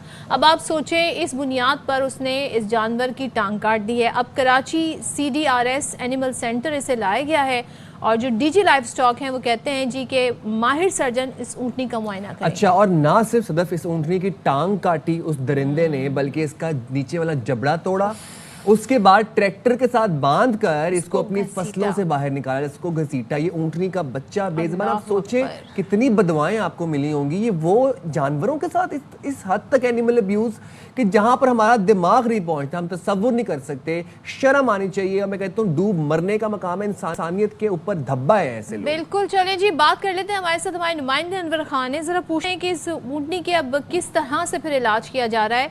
बताइएगा अनवर, क्या सूरत हाल है? डॉक्टर्स क्या कहते हैं? इसका तो जबड़ा भी टूटा है, इसे घसीटा भी गया है ट्रैक्टर से, तो क्या कंडीशन है इसकी? जी देखिए, जो इस वक्त शेल्टर होम है उनके जो मुंतज़मीन है, उसके जो प्रोजेक्ट डायरेक्टर है, उनके मुताबिक इस वक्त वो ऊँटनी जो है वो ज़िला मलीर में इस वक्त ज़ेर इलाज है जो शेल्टर होम है उसके अंदर। ताहम सेहत के हवाले से बात की जाएगी तो सेहत तसल्ली बख्श नहीं है, क्योंकि वो खाने पीने के काबिल नहीं रही है। सूरत हाल इस वक्त ये है कि जिस वक्त ये वाक़या पेश आया था उसका जबड़ा, उसकी टांग मुतासिर थी, उसके साथ उसके नाक से खून बह रहा था और ज़बान भी जली हुई थी और इंतहाई तशद्दुद किया गया था। ये वो सूरत हाल थी कि जिसके नतीजे के अंदर फ़र्स्ट एड देने के बाद उसको रेस्क्यू किया गया और रेस्क्यू करने के बाद उसको रेस्क्यू शेल्टर होम कराची मुंतकिल किया गया। और इस वक्त सर्जन्स हैं, मुख्तलिफ टीमें हैं, उसका मुस्तकिल मुआयना कर रही हैं। ज़ाहिर बात है अब वो ग़िज़ा खाने के काबिल नहीं है तो उसको लिक्विड चीज़ें फ़राहम की जा रही हैं। लिक्विड फीडिंग के साथ साथ उसको IV वैन के ज़रिए जो है मुख्तलिफ अद्वियात भी फ़राहम की जा रही हैं। डॉक्टरों की जो टीम है उनका कहना है कि सूरत हाल इंतहाई गैर तसल्ली बख्श है और इस सूरत हाल के तनाजुर के अंदर तमाम के तमाम टेस्ट और मुख्तलिफ नोयत की तजवीज़ की जा रही है, जिसके बाद कार्रवाई कोई होगी पुलिस की इस शख्स के खिलाफ? जी देखें, इस वक्त ये सुबह सिंध का दूसरा इंतहाई अफसोसनाक वाक़या एक क्रिमिनल नेगलिजेंस है, इंतज़ामी नाअहली है कि आप इस माशरे के अंदर जानवरों तक को छोड़ने के लिए तैयार नहीं है, उनको जला दिया जाता है, उनकी ज़बान जला दी जाती है। अलबत्ता इस वाक़े के अंदर मुलव्विस 2 मुलज़िमान को गिरफ़्तार किया गया है। मुलज़िमान की गिरफ़्तारी है, इससे कबल जो वाक़या पेश आया था उसकी सूरत हाल भी सबके सामने थी। इस वक्त 2 मुलज़िमान गिरफ़्तार हैं और मालिक को यकीन दिलाया गया है कि जो इस वाक़े के अंदर मुलव्विस अफराद हैं उनके खिलाफ कानून की ज़ाब्ते की मुकम्मल कार्रवाई की जाएगी। ताहम जो जंगली हयातियात और तहफ़्फ़ुज़ के जो अफराद हैं वही मुतालबा करते हैं कि इस सूरत हाल के तदारुक के लिए मौसर इक़दाम भी किए जाएँ। सही है, बहुत शुक्रिया अनवर खान, आप हमें अपडेट करें। तो मैं एक बात बताऊँ, अगर इस जहान में नहीं तो रोज़े महशर अल्लाह को क्या मुंह दिखाएंगे और अल्लाह को क्या जवाब देंगे? एक बेज़बान जानवर पर ये जुल्म किया, ये दरिंदा सिफत लोग, इनको जिस तरीके से हो सके कानून के कटहरे में लाना चाहिए। बिल्कुल। और अब मुझे तो लगता है जी जो इनके नौकर हैं उनको सज़ा दे देंगे, जो असल मालिक है जिसके ऑर्डर थे वो फिर भी बच जाएगा, क्योंकि वाक़यात एक बार नहीं कई बार हम रिपीट होते देख रहे हैं। चले जी, यहाँ पर आपसे इजाज़त चाहने का वक्त आ गया। अपना बहुत सारा ख्याल रखिएगा। अल्लाह हाफिज़ एंड पाकिस्तान हमेशा जिंदाबाद।